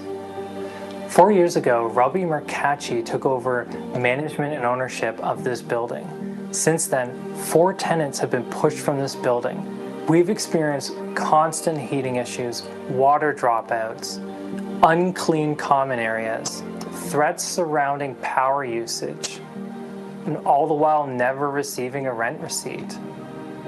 Just imagine if you asked for a simple faucet repair and were met with the threat of rent eviction.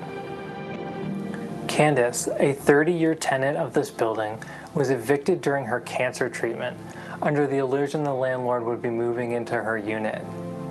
The only proof that was needed for the landlord-tenant board was a utility bill. There is no training or ethics program in place for landlords.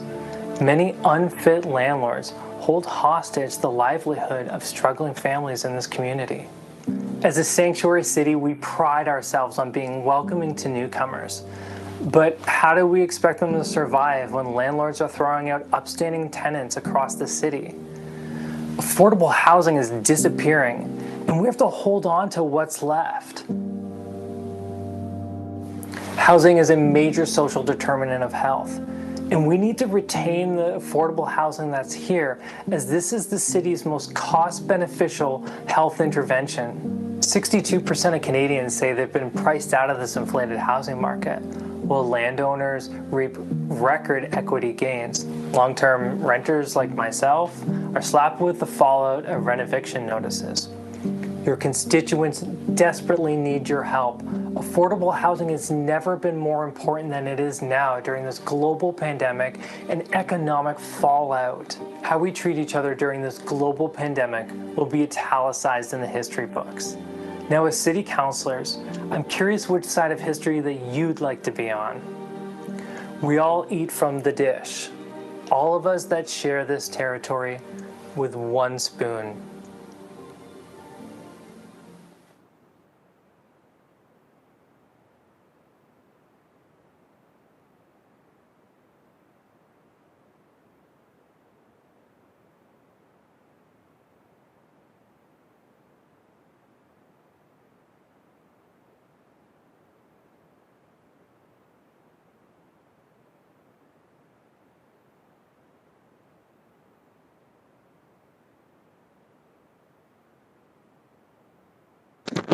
Bear with us for a moment while we line up the next video.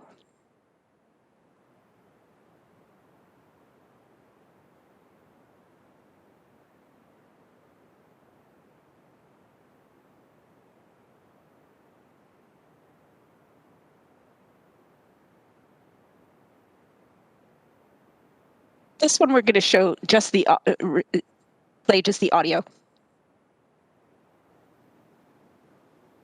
Hello, Hamilton City Councilors.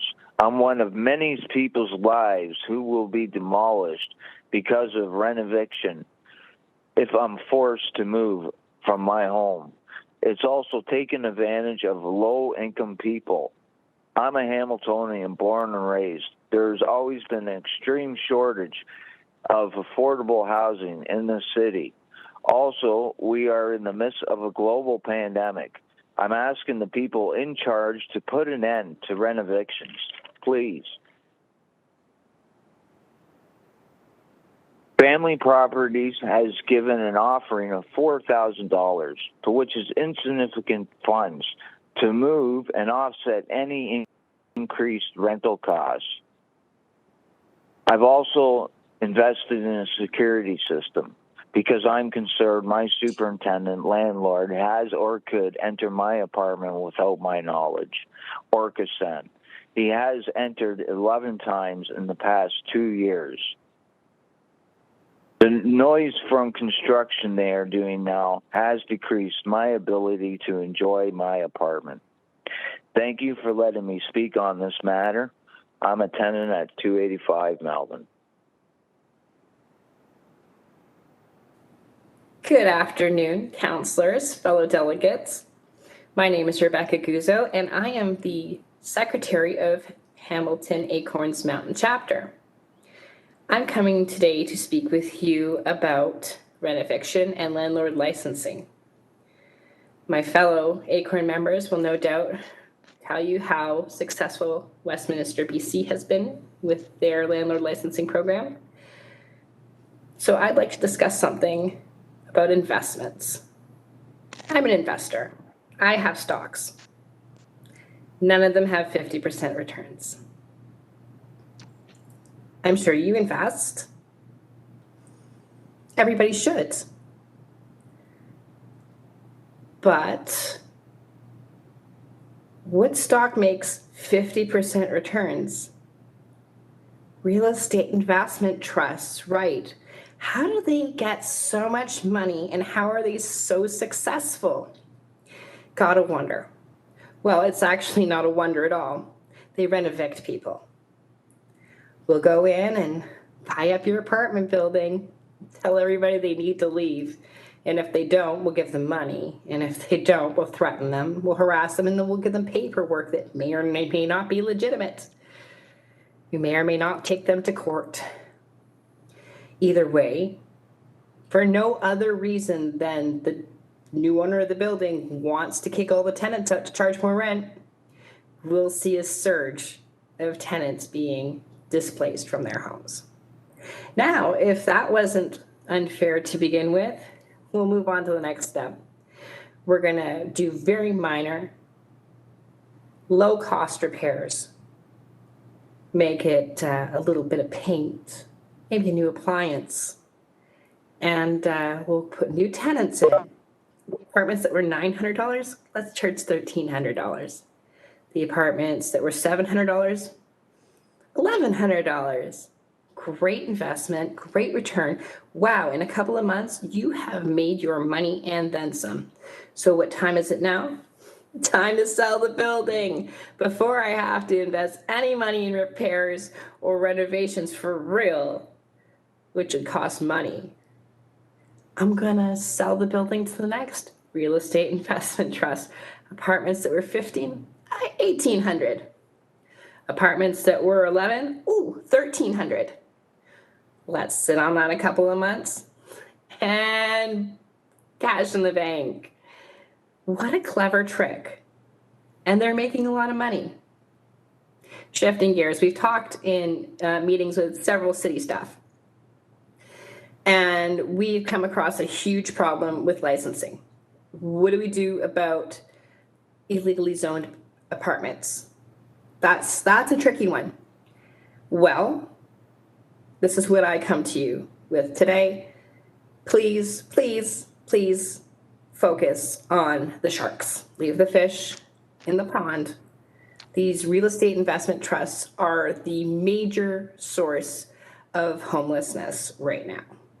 They are kicking people out left, right, and center. They are cancerously gobbling up our affordable housing stock, and they are clearly a corporate business and clearly need to be licensed.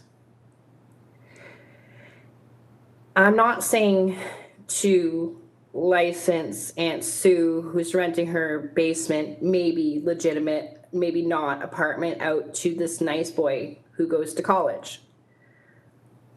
That's not where we're having the renoviction problems. I'm saying we need to license major apartment rentals. Multi-unit complexes need to be licensed, and it needs to happen now because they're going to keep raising the prices. And no matter how much you invest in basic income, no matter how much you invest in raising minimum wage, no matter how much you invest in raising ODSP and OW rates, that money is just going to go into the pockets of investors, not into the pockets of Canadians. They are vampires and they are sucking our city dry for affordable housing and taking the wages of the working poor. And it needs to stop. Thank you for your time and attention today. Please take action. Thank you.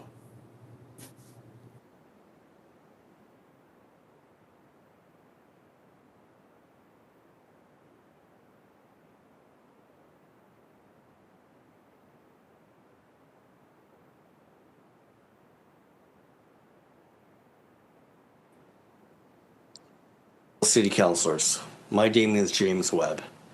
I live at 92 Pearl Street South, near Locke in Maine. I lived at this address that I'm living currently at now for almost 8 years.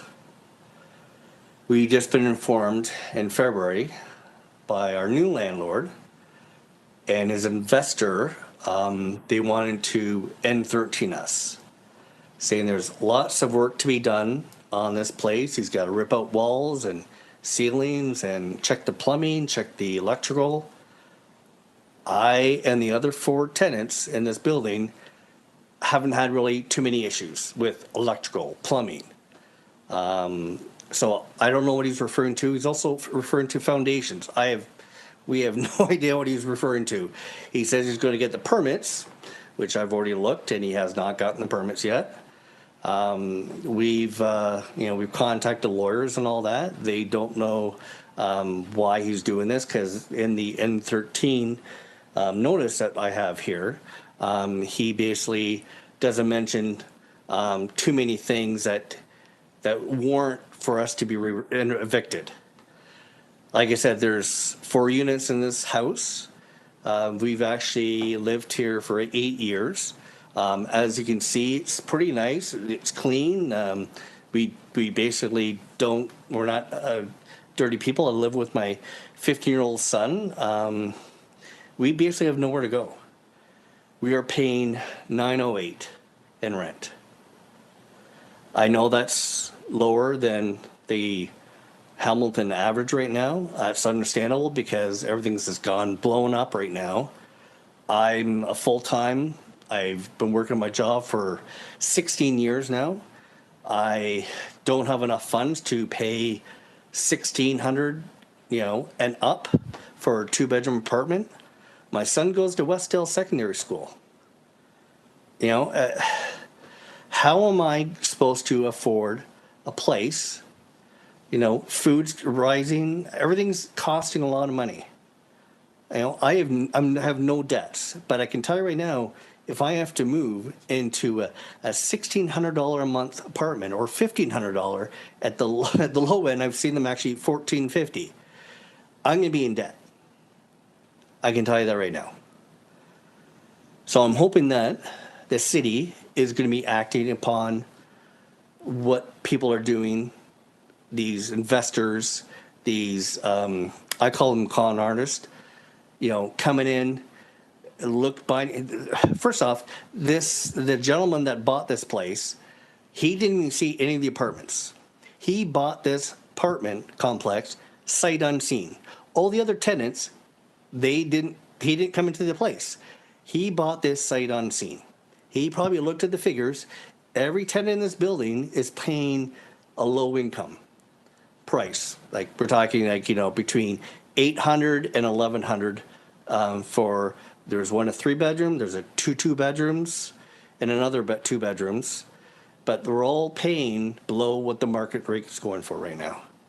How are people going to be afford what we're paying right now? It's just ridiculous. We can't afford to stay in Hamilton, and actually, in fact, we've looked even further than Hamilton. That would be, we have family and friends around here. They can't help us. They're in the same situation. There's other health issues too as well that my family has.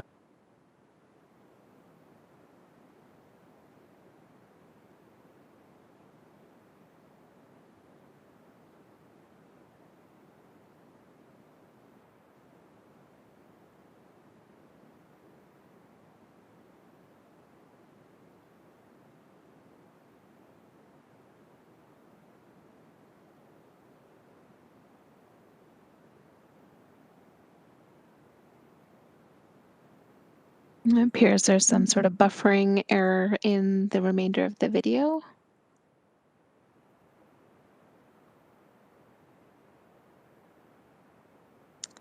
We're just going to try to load it up again and see if we can catch that last bit. Sounds good. Thank you. Bear with us for a minute. Not sure what happened.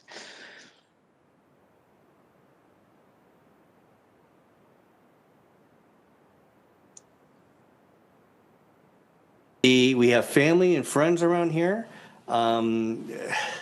They can help us. They're in the same situation.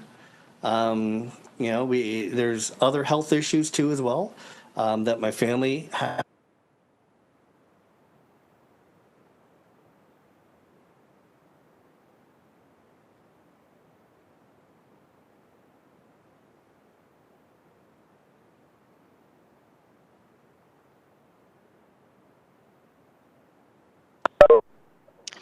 Not quite sure what the problem is. It seems to be some kind of, I'm wondering if the internet is fluctuating over here for Lorraine. Shall we try one more time? That sounds good. And if it shows that it's occurring in the same spot, then there might be an error in the video file itself. I did watch the video a couple times yesterday and it was fine, so I'm not quite sure what Let's the try issue it one is. more time. Yeah. Thank you so much.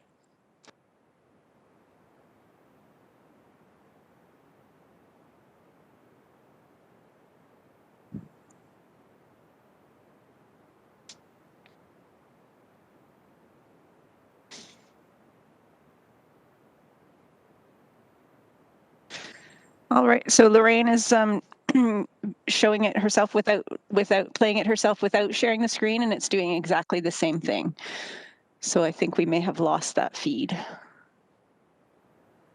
Okay. Well, that's unfortunate, but understandable that those kinds of technological challenges do face us in these virtual formats. So our apologies to James Webb for not being able to see the remainder of your video, but thank you for submitting it. So at this point, colleagues, we have exhausted our delegation list, 6.1A through to Q. May I please have a mover and seconder, moved by Councillor Jackson, seconded by Councillor Pauls, to receive the delegations, and the vote will be before you. And as you are doing so, I just wanted to say thank you to all who delegated here with us live in the WebEx as well as through video.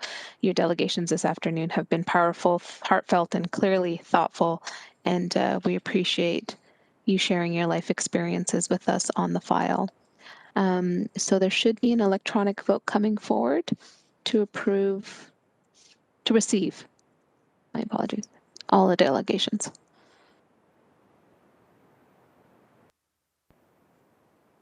Yes, Madam Chair, it will be to receive and to refer to item 10.1.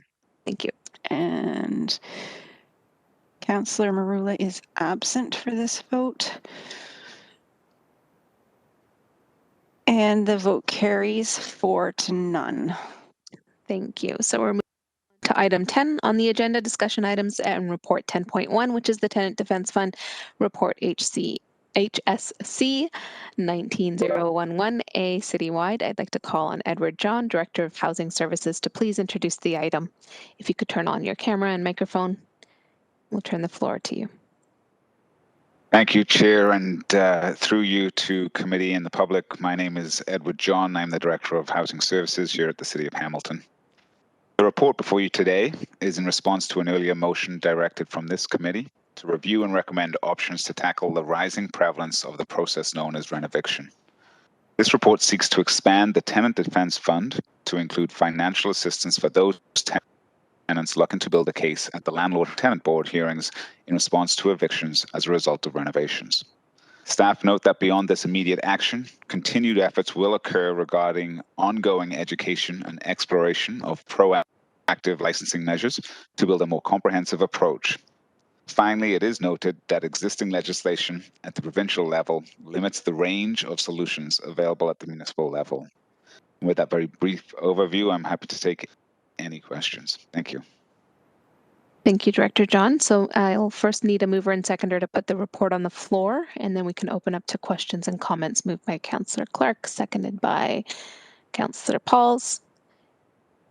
So it's been duly moved and seconded, and the speakers list is activated. So colleagues, if you have any questions or comments on the report itself. Pauls? Clark and Pauls? Councillor Clark and then Councillor Pauls. Okay. Oh, no, I'm sorry. Oh, I didn't realize my microphone was on. No, actually, the speakers list is Councillor Jackson. Who are the mover and seconder? You got it. Councillor Clark and Councillor Pauls were the mover and seconder. And Councillor Jackson, the floor is yours. Thank you, Chair Nan. Director John, of course, I'll be strongly supporting your report and recommendation. How about just for the public record and public consumption, Edward? The current fund that Council established, the Tenant Defense Fund program, sits around $50,000 in balance.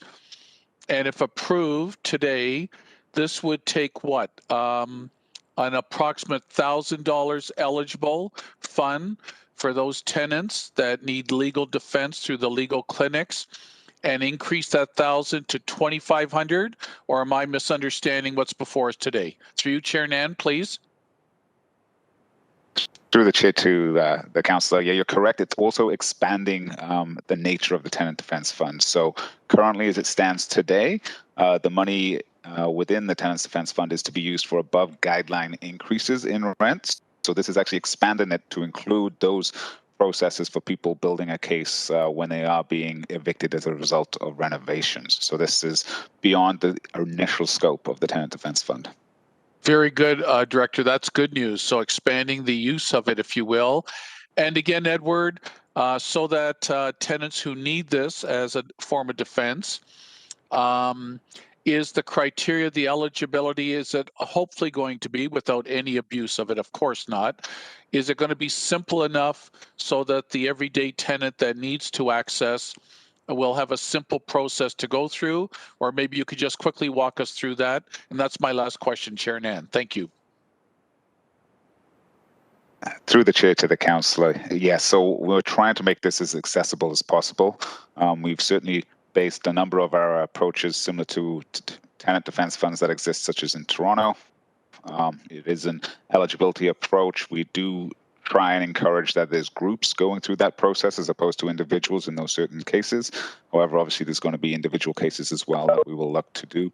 And then in terms of anybody taking advantage of that, obviously we have the checks and balances to make sure the funds go to those either paralegals or those exercises necessary to build that case. So we will be providing that oversight on the process as well. Terrific, Director, and a commendation to you and your team for bringing the expansion of this program forward. Obviously, from what we've heard from the delegates today, there's still more for us to do, hopefully down the road. Thank you, Chair Nan. Thank you, Councillor Jackson. Councillor Clark. Can you hear me okay? I can, yes. So, Madam Chair, while we're still addressing these potential policies, I'd like to ask staff a couple of questions. I am contemplating if the City of Hamilton can draft a letter to the chair of the Landlord Tenant Board, and naturally copying to the respected minister, that would address our experiences and concerns about renovictions and the expanded use of N13 forms, resulting in a dramatic increase in evictions and loss of affordable housing in the city of Hamilton. Now, I'm careful in asking this because I am fully cognizant of the fact that the Landlord Tenant Board is a quasi-judicial tribunal under provincial authority, and we have to be respectful of its role and the principles of ultra vires and sub judice. So we want to make sure that we're not stepping on anyone's toes in general terms, because we cannot comment on items that are before a court or before a tribunal. But I'm pondering and reflecting that a letter to the Landlord Tenant Board chair about our experiences in a very general way, and sharing our concerns might enlighten them about the pitfalls of the N13 and what our experiences are. So can I get first a comment on that suggestion from Mr. John, and then perhaps a comment from legal staff? Through the chair to the councillor, so I was able to touch base and speak about the potential process of raising some of these concerns, and I think you rightly determined some of the risk areas if it was about a particular situation, a particular case that's been under purview of the quasi-judicial process. However, it should be appropriate for the municipality to point out some of those rising concerns that we're seeing with the N13s, both in terms of the number, in terms of the individuals being affected, and the buildings in areas that we know currently host a number of more affordable rents. So in terms of that global pressure that we're starting to see rise, it is my understanding, and certainly we will confirm this with legal, that's appropriate. It's where you get into individual case review that starts to fall into that risk area that you mentioned. Can I, Madam Chair, get if legal is present? I don't know if they are, but if they are, can I get their comments on this? Because I'm learning as I go through this process that we don't interfere with the courts and quasi-judicial panels or tribunals on any matter that is before them, because that is a no-no as any elected official or a government. You just don't want to prejudice the outcomes of those trials or hearings. I'm also cognizant that it's a provincial matter, so it's certainly outside of our sphere of authority. But I believe that's possible that the chair of the landlord tenant board and the respected minister may not fully comprehend the dramatic increase in the use of N13s and the impact on affordable housing in our community, the impact on tenants who are being evicted, and the dramatic rise in homelessness, which seems to we seem to be able to draw a direct correlation to the number of N13s and the increase in homelessness. So can I hear from legal as to any concerns that they may have if we draft a letter in general terms about our experiences and our concerns, and we wanted to bring it to their attention so that they can consider it for any future policy changes? So through the chair, Councillor, I don't see any legal here virtually. So what I can do in this instance is work through yourself for a motion. By the time we get to council, we can have that verified through the lawyers and make sure that the motion itself is perfectly okay to go forward, and then have it available and ready then in time for council on the 28th. Councillor Clark? Okay, let me see if I can draft some type of motion that can start the ball rolling, because I don't like surprising council with an item that should have been dealt with at committee. We should have very least kick the can around the block at committee before we kick it up to council. So let me ponder that. I think what in general, Madam Chair, I'm supportive of what is in the report. But I am growing more and more concerned that if we want to create a stronger regulatory environment to assist, that we may be forced to look at some form of registry or licensing process. And that's coming from someone who advocated against it, but quite candidly, the dramatic increase in use of N13s 3 or 4 years ago was not really even an issue that was before me when I was drafting that original white paper. So those are my comments for now, and I'm just going to see if I can listen to the rest of the comments and draft some type of motion that we could deal with today, if that's permissible. Thank you, Councillor Clark. I do have some questions myself, so I'll pass the... Oh, I didn't realize Councillor Collins is on the line. So if you can bear with us for a moment, Councillor Collins, I'm going to pass the chair on to Councillor Jackson. I have some questions and comments as well. And then as a guest to our ECS, we'll turn the mic over to you at that time. So Councillor Jackson, if you could please. You have the virtual floor, Councillor Nan. Thank you. First off, thank you, Director John, for the report, and to all of Housing Services staff. I know that these are very trying times with a lot on the division's plate as it relates to addressing homelessness, but also all of the robust work underway in our city to build additional new affordable housing as well, and all the work that you all do behind the scenes on so many files in that entire spectrum of housing stuff. So thank you so much. Colleagues, I think, I've been pretty clear about this throughout this pandemic, using both General Issues Committee, Council, and this committee to share anecdotally that I've had to come to the point of issuing letters myself as a councillor to property owners during this pandemic who have threatened residents to vacate their homes during stay-at-home orders. Each month over the last 9 months, the Ward 3 office has been responding to residents facing rent evictions, sharing details on what they themselves and also the neighbors in the same building are facing. And in many of those cases, residents aren't being offered the first right of refusal to return. Majority of the residents contacting my office want to stay in their homes, and even if that means living through the inconveniences of minor construction and renovation. And it appears as though property owners and landlords are evicting tenants for improvements that many of us as homeowners usually live through and get through just fine. It's really unfortunate, especially when there are other vacant units in those buildings that could be habitable in order to bridge that gap during those renoviction periods. It's also clear that in those cases where this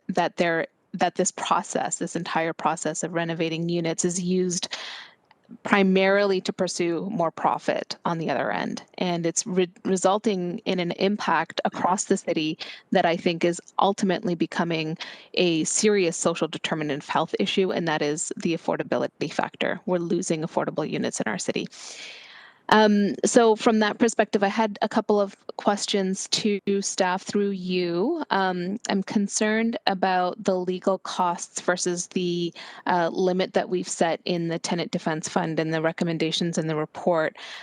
Through you, any comments on whether or not in this very time there's anything preventing this committee to consider removing the cap and just proceed with the Tenant Defense Fund as a lump sum total that is available for application, and then based on the applicants and the applications, staff can allocate the funds, just recognizing some of the commentary coming forward from the delegates in terms of the cost. Director? So through the chair to the councillor, and thank you for the question, and I'm clearly aware that it came up a number of times through the delegations about the effectiveness of the chosen amount, the 2,500. We did obviously do some review, and actually the numbers vary in terms of what it would cost, whether it's for paralegal or other accompanying evidence that would need to go through this process. So we chose 2,500 is that kind of met similar to other tenant defense funds. I think Toronto was raised, which is 1,000 per case, and then it goes potentially for a further grant between $5,000 and $10,000. So significantly more money. We did recognize that we were starting with the 50,000, and we were going to monitor and return back with options to potentially increase that. It's obviously at the will of council if you want to remove the 2,500 piece to it. I think we are preparing the terms of references and the eligibility pieces, which will really encourage if there are a larger building that people obviously come together and mount one case. And in those situations, you may find that the value certainly isn't significant and increases as well. So I'm at the will of council. It is only 50,000, and we do know a number of issues at this point. So I will take direction from you. Like I say, I'm open to the idea of increasing that amount, taking the limit off completely, and leaving that at the discretion of housing services may be one option. Councillor?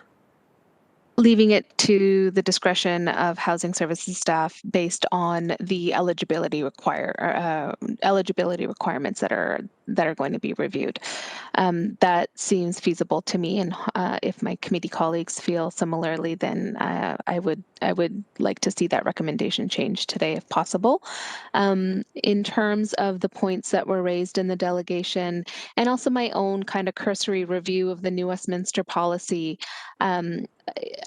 and seeing just how much is becoming a serious issue across every ward in the city. And as was mentioned, in Ward 3, I don't know if we're special, but the number of N13s filed at LTB is higher than any other ward. And just given the amount of casework we're having to do, I personally would like to see a much more comprehensive renoviction strategy where all the components that have been listed in this report kind of come into a robust plan that includes the items that were identified today in terms of outreach and accessibility about the fund, how the fund could expand and potentially be made permanent, what proactive tenant education looks like and how to define that, and have work done with the in consultation with the community-based organizations who delegated today and that you have been working with regularly, Director John, up to this point as well. I'd also like to see an exploration of a licensing and bylaw regime. I'm not clear as a councillor what limitations exist in terms of provincial legislation, what kind of recommendations staff would bring forward in terms of us as a municipality pursuing to see whether or not the province would consider changing some of those regulations in order to enable us as a municipality to address the renovations. So through you, I'm just wondering, Director John, your thoughts about bringing back for us to approve what's here in front of us today with the slight amendment to the cap in order to make sure that the defense fund is usable in the renovations scenarios, and then 2, to bring back a much more comprehensive report on a renoviction strategy specifically for Hamilton. If I could, through you. Director? Through the chair to the councillor, and thank you for that. And from my perspective, this was immediate action that we felt we could bring very quickly in terms of the expanded program under the Tenant Defence Fund. I think you rightly acknowledged we certainly have some resource issues at the moment, and that's not to say that this isn't an incredibly important factor, but I do suggest that a comprehensive strategy at this point, it would be determined on how quickly you would want that back. It would be my suggestion. We look potentially at other options to deliver it in a short period of time. Alternatively, if you are looking for it, as a robust strategy in the longer term, we can bring back some options as to what resources would be required for that purpose. And then through you to Director John, recognizing that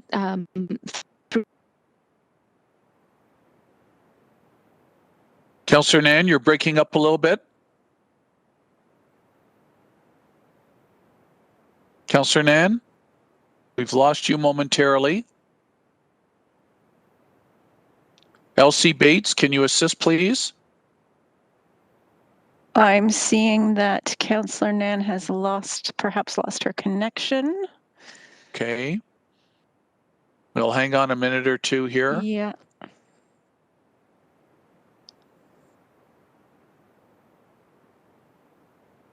Director John, if you could just stay on standby, please. I'm going to email her and see if I can get her. Oh, there she is. There you are, Councillor Nan. I'm going to try once again. I turned off my VPN. Can you hear me okay now? We can hear you loud and clear and see you as well. So continue. Wonderful. Thank you. I think I lost my train of thought. Oh, right. The city manager had mentioned that her office is working through the Just Recovery recommendations report, as well as the remaining recommendations for the mayor's task force, and that as a committee we'll be receiving kind of a high-level summary of actions to take forward. So from that perspective, I do see this work specifically tying into that. So I think the long term might connect there, but in the short term, if this committee agrees, I think it would be important for us to begin at least putting together a framework of what a comprehensive renovations regime could look like for the city. So whether that is doing a deeper dive of the New Westminster model, the pieces that have been raised today in terms of recommendations that residents are seeking, I would appreciate a little bit of support in putting together potentially an item. I don't know if it would be a C to the recommendations that are before us or a whole motion separately. But I would appreciate other committee members' comments on that as well.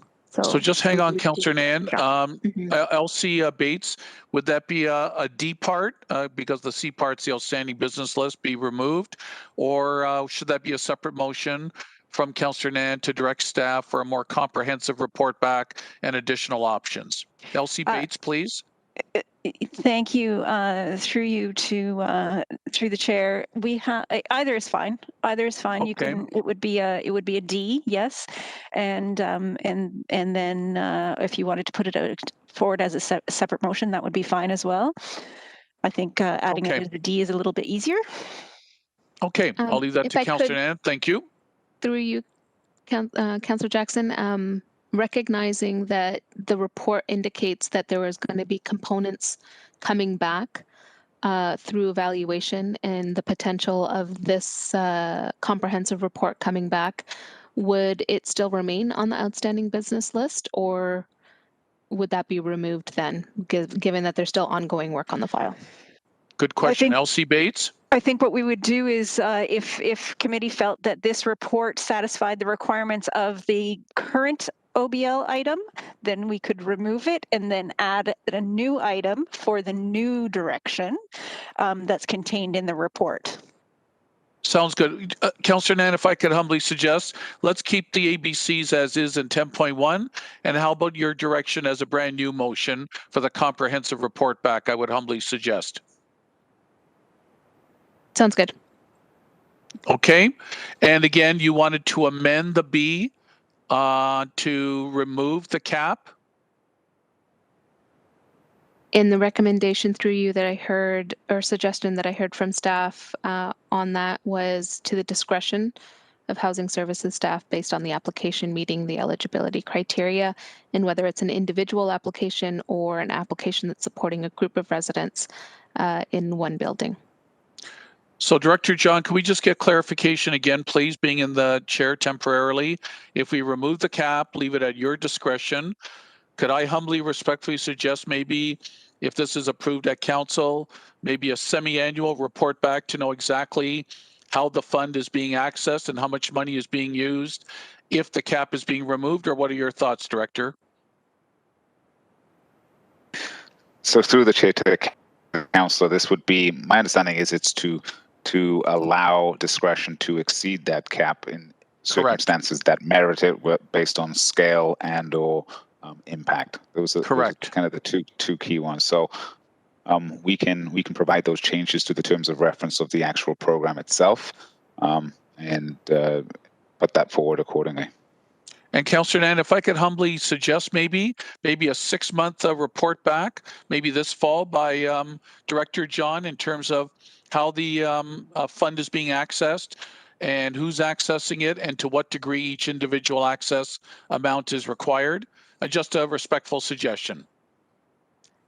It's a great suggestion. Thank you, Councillor Jackson. Okay. All right. General Manager Johnson has joined the discussion. Please, Paul. Just through the chair for clarity, so the expectations are set. The hard cap on the overall fund, however, remains. Just putting in there, then we would have discretion that it might simply be one application and the entire fund is used. So I want committee and council to be clear that you are not providing any parameters to staff up to the upset limit of 50,000, which is the fund, which does mean that if we feel it fits the criteria, it could be a single application and then there is no more eligibility. And in which case I would suggest that if that happens and the fund is expended, that we report back the minute the fund is expended, so that this committee also understands that, not wait for the 6-month mark if we for some reason didn't have any money left, that you're apprised of that as soon as that occurs as well. Just an additional piece in addition to the report back on how we're using the resource. How about General Manager Johnson, that no later than 6 months you would report back? How's that?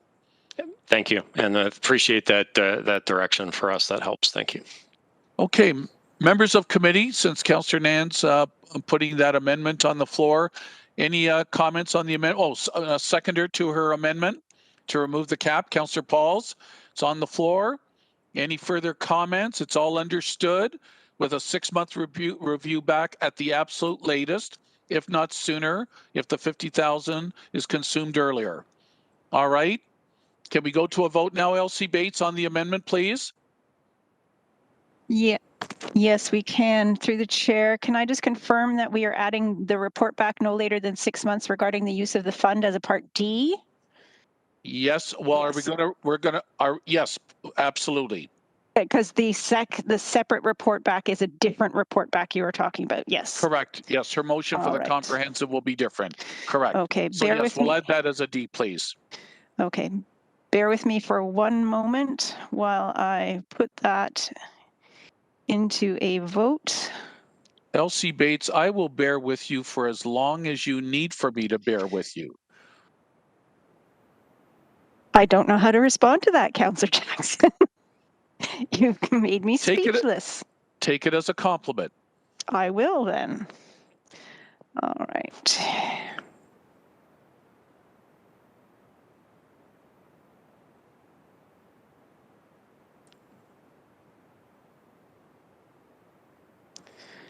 So here are the revised B and D as part of the amendment. Why don't you read them out to us, Elsie Bates, please? Sure. Oh, I've lost it now. Nope, that's all right. Yes. Lorraine is going to show them. There they are. Remove the cap on the applications to the Tenant Defense Fund as the costs can be much more than $2,500. Allocation to be at the discretion of the housing services based on eligibility criteria. And then D is report back no later than 6 months regarding use of the fund. And we'll of course massage that language a little bit for the minutes and as it goes to council. Satisfactory, Councillor Nan and Councillor Pauls? I'm getting affirmative nods. And the vote is there before members of committee on the amendment. And we are just waiting for you, Councillor Jackson. There we go. All right. So now, I'll wait for the vote. The amendment is carried. Unanimously, I presume? Unanimously, yes. Okay. And so I'll stay in the chair then, or I can turn the chair. Sorry, Councillor Nan. I can turn the chair back to you since you got your amendment approved. I'll turn the chair back to you for the motion, the main report as amended. Thank you so much. And moving on to the speakers list on the report 10.1, we have Councillor Collins. Thanks, Madam Chairman. And I'm certainly supportive of what's in front of us here today. As you recall, I authored the Tenant Defense Fund motion that came in 2019 that's referenced in the report. And at that time, it came about as my constituents looking for assistance for applications to the landlord and tenant board with their above the guideline increases. And I wasn't so surprised to see that the fund hasn't been used since that time with the rent increases being frozen, rents being frozen at the provincial level through the pandemic. Unlikely we'd see any AGIs, of course, through that process. But my fear is that when the rent freeze is lifted, that there will be a flurry of activity from landlords in certain areas of the city who are looking to make up for lost ground. And so I am a little bit concerned about not putting some limits in place, because there will be tremendous need in all parts of the city, not just for AGIs, but for what you have in front of us here in terms of renovations. And then, of course, the report, the original report, came to committee and council and was supported because when tenants reached out to assistance to the local legal clinics, asking them to represent them, legal clinics provide advice, but they don't provide representation at the landlord and tenant board. And so that was the whole, I think, rationale for providing the Tenant Defense Fund, so they could hire paralegals, hire some expert support. Oftentimes you'd find— I'm doing all right. How are you doing? Sorry? Oftentimes we would find tenants and tenant organizations appearing at the landlord tenant board up against high-priced lawyers who've been hired by landlords, by REITs, and of course it became a David and Goliath battle in many cases. And so I'm very supportive of providing additional resources to individual tenants and to associations in order to ensure that their rights are respected at the Landlord and Tenant Board and that they're appropriately represented. And so I really appreciate the recommendation that staff has brought forward today and look forward to supporting it at Council. Thank you, Councillor Collins. Any other speakers on the item on the report 10.1? And then seeing none on the recommendations as amended, we'll take a vote. And then I believe there may be also two other motions, Councillor Clark's and then my own. Did you need a mover, Madam Chair, for the report as amended? I'd be happy to move it. Thank you, Councillor Jackson. And seconded by Councillor Pauls. The vote is before you on eScribe.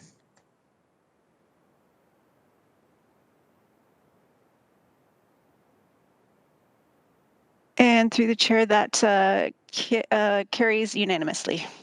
Excellent. So Councillor Clark, did you to table your motion regarding a letter to LTB? I think we should, only because it seems to be of exigent circumstances given what's going on in the community. So I would move. I do not have a seconder. I will look for one. Happy to do so. I would thank you very much. I would move. Oh, you're just so trusting. You haven't even heard the motion yet. Well, you had two of us. Councillor Jackson had his thumb up too. So, Councillor Clark. God bless all of you. I would move that staff be directed to draft a letter to the chair of the Landlord Tenant Board and the respective, copied to the respective minister, outlining Hamilton's experiences and concerns with the proliferation of N13 use and the loss of affordable housing stock and increase in homelessness as a result. And I think if we keep it that simple, then staff can take that to legal, Madam Chair, and finesse it to make sure that we're not stepping on any toes. But I think that pretty much captures what Mr. John and I were speaking about, if Mr. John could confirm that.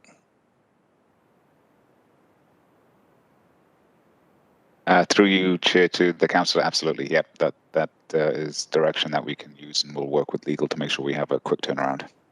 Thank you very much. And so we can bring that to council, and if it needs to be edited, then we can make those amendments at council.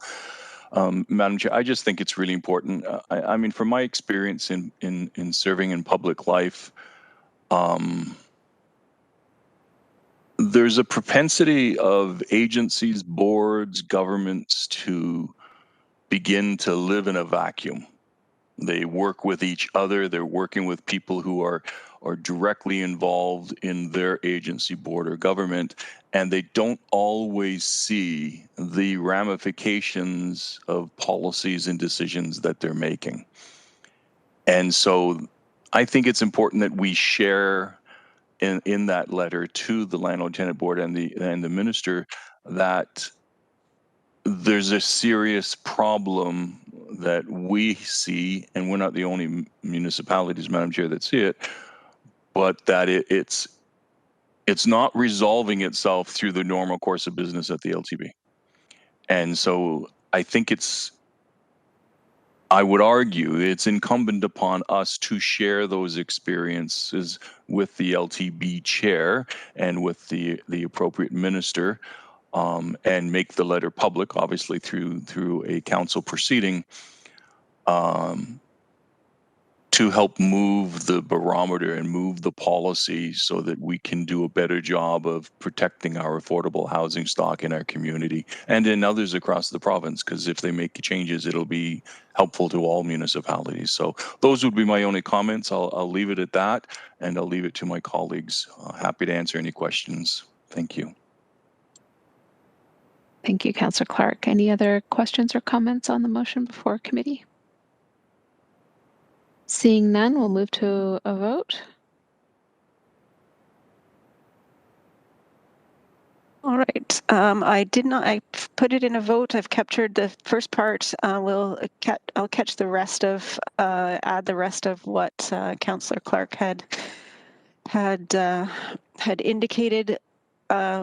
We can show the vote on the screen. If you bear with me for 1 second, show the part that I did get. There we go.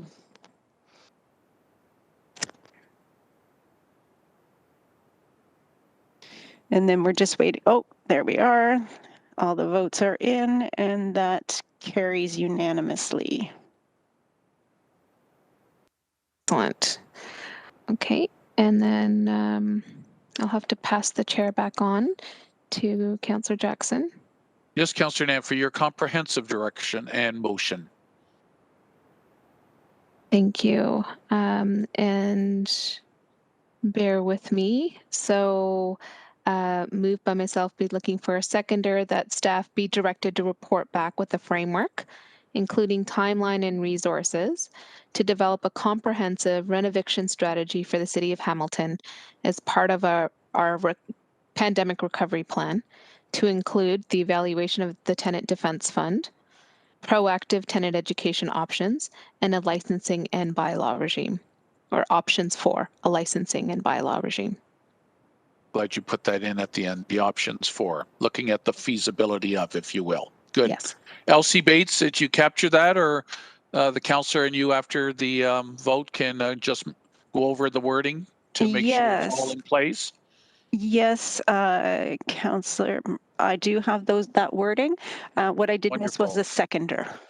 Okay, we need a seconder, please. Councillor Clark from Ward 9 has seconded. Councillor Nan's motion. Any discussion, members of committee? Is it all clear? I think Councillor Nan explained the rationale. Director John says it's more than willing to accommodate. All right, we are going to a vote then. Elsie Bates, please. Here we are, and we're going to display the vote on the screen, or the wording.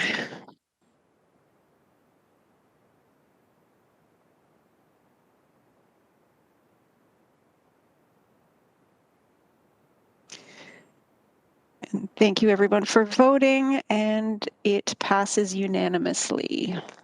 Thank you, Elsie Bates. The floor is back to you, Councillor Nan. Thank you, Councillor Jackson. And thank you all for the robust discussion on the topic. Moving on, a reminder that item 10.2 was withdrawn. So moving on to notices of motion, item 12. First is 12.1, financial support to remove existing wood fence and supply and install new pressure treated wood fence at 470 Stone Church Road, East Hamilton. Councillor Pauls, could you please introduce your notice of motion?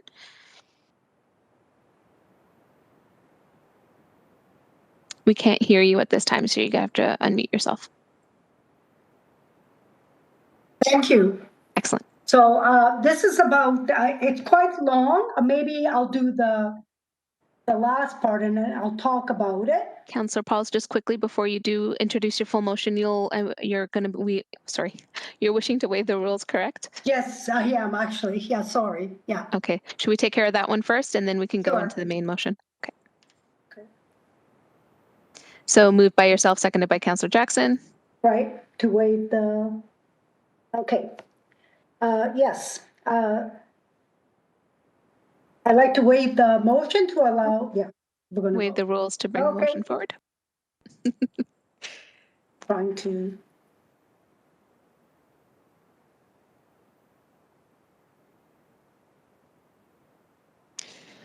So no discussion on waiving the rules. The votes before committee members. Elsie Bates, did that carry? Councillor Clark and Councillor Pauls have not voted. Okay. I didn't get it on, but of course, I approve. You're in favor of waiving the rules, Councillor? Yes. Okay, so then all the votes are in, and it passes unanimously. Go ahead, Councillor Pauls, with your main motion. All right. I'm just going to read the therefore, and then I'll talk about it. I think it's well explanatory there. That the remaining cost of $14,700 $682 for the removal and replacement of the fence be funded from the Ward 7 area rating special capital reinvestment discharity account, and B, that the mayor and the city clerk be authorized and directed to execute any required agreements and ancillary documents with such term and condition in a form of a satisfactory to the city solicitor. I just want to let the committee know that this is a fence at 1540 Stone Church and Upper Wentworth. It's a city housing. There's 70 units. And about a year and a half, I had 15 neighbors call me saying that the fence was, because we had a windstorm, was just falling apart. And so my main concern was I went there right away, and the main concern was safety. And so they were concerned about safety, but privacy as well. There was no privacy left. So this has been going on for a year, and I think it's prudent that we, as good neighbors, that we fix the fence, and we have a quote, and it's all ready to go. So I'm putting my area rating to help out with city housing fencing. So basically, that's what it is. Thank you, Councillor Paul. So it's moved by you and seconded by Councillor Jackson as well. Yes. Any questions or comments by colleagues on the committee? Seeing none, we'll go to the vote. I really appreciate that very much. Thank you.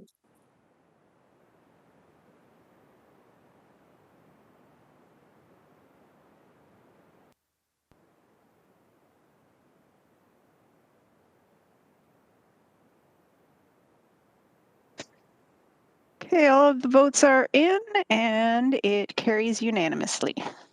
Thank you. And so we have another notice of motion. I guess that would be 12. And Councillor Clark, if you could seek to waive the rules and also introduce the motion, please.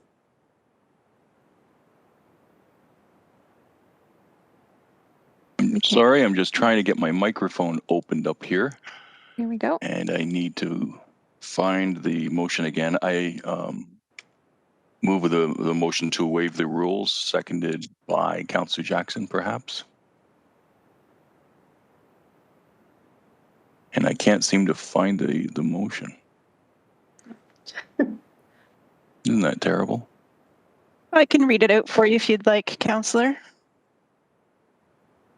We went back and forth a few times, and I'm trying to find the most recent one, Tamara. Sorry.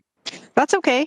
The motion is, whereas the Red Hill Valley Joint Stewardship Board was established as a collaboration between the Haudenosaunee First Nation and the City of Hamilton in 2006 to oversee activities within the Red Hill Valley, and whereas the JSB funding is not reflective of the growing amount of work necessary to fulfill the spirit of the agreement, therefore be it resolved that staff be directed to establish a Red Hill Valley Joint Stewardship Board reserve, and that any annual operating surpluses of the JSB be allocated to this reserve for the purposes of funding projects and improvements for the valley.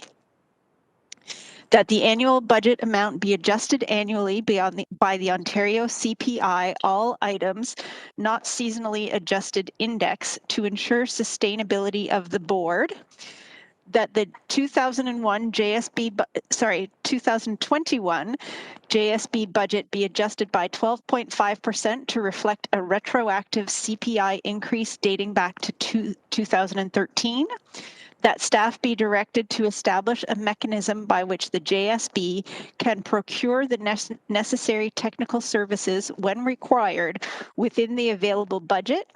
That the annual funding for the JSB provided in a one-time payment at the start of every calendar year, and that the JSB budget be restated from the Public Works Department to Healthy and Safe Communities Department so as to align with the Urban Indigenous Strategy. Thank you. And if I can just speak to it really quickly, what we have found is that as the JSB is looking at the ways and means to improve the valley, and we've been looking at interpretive centers. We've been looking at gathering places along the trails. We've been looking at tree planting, things along that line, all that are within the mandate of the JSB. We had a policy in place that was similar to other city policies, where if you don't spend the money, then the money goes back into the general revenue for the city. And we realized that if we could actually take any money that's not any surpluses and put it into a reserve, then we could actually build up a capital reserve account to assist with the construction of these gathering spots and the eventual interpretive center. So that's the intention of the motion in a nutshell. Thank you. Thank you, Councillor Clark. It was moved by yourself, seconded by Councillor Jackson. Any questions or comments on the motion?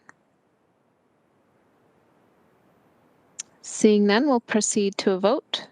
We have not voted to waive the rules just yet. Oh, my apologies. Yes, it was same move and second. So we'll do the waiving of the rules first and then the motion as was presented. So I had, sorry, Councillor Clark and Councillor Jackson? Correct. Yep. Right. So here is the vote to waive the rules. It is a 2/3 majority vote.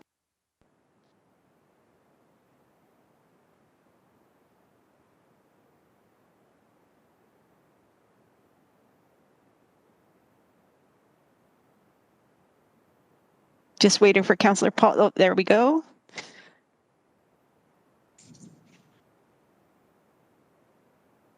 And that carries unanimously.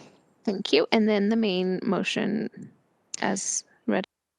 Bear with me for one moment.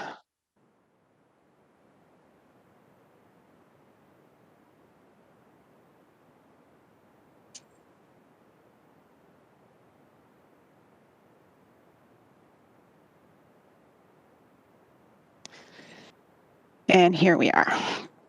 Thank you, Elsie Bates.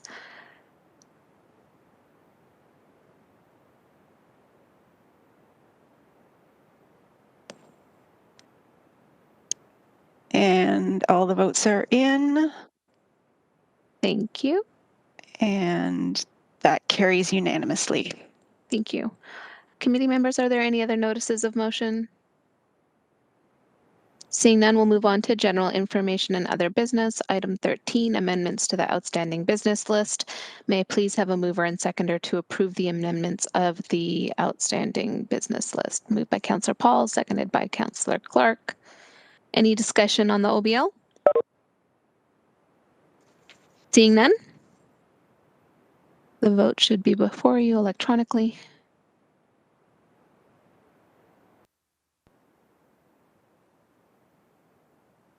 In a minute.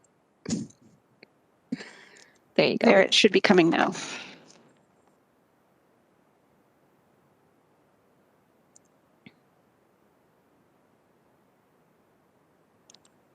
All right, all the votes are in. And that carries unanimously. Thank you. And that's it, folks. Adjournment. So I do need a mover and a seconder to end our meeting for this Earth Day of 2021. Moved by Councillor Jackson, seconded by Councillor Pauls. Please have a wonderful afternoon. And don't forget to vote before we can leave.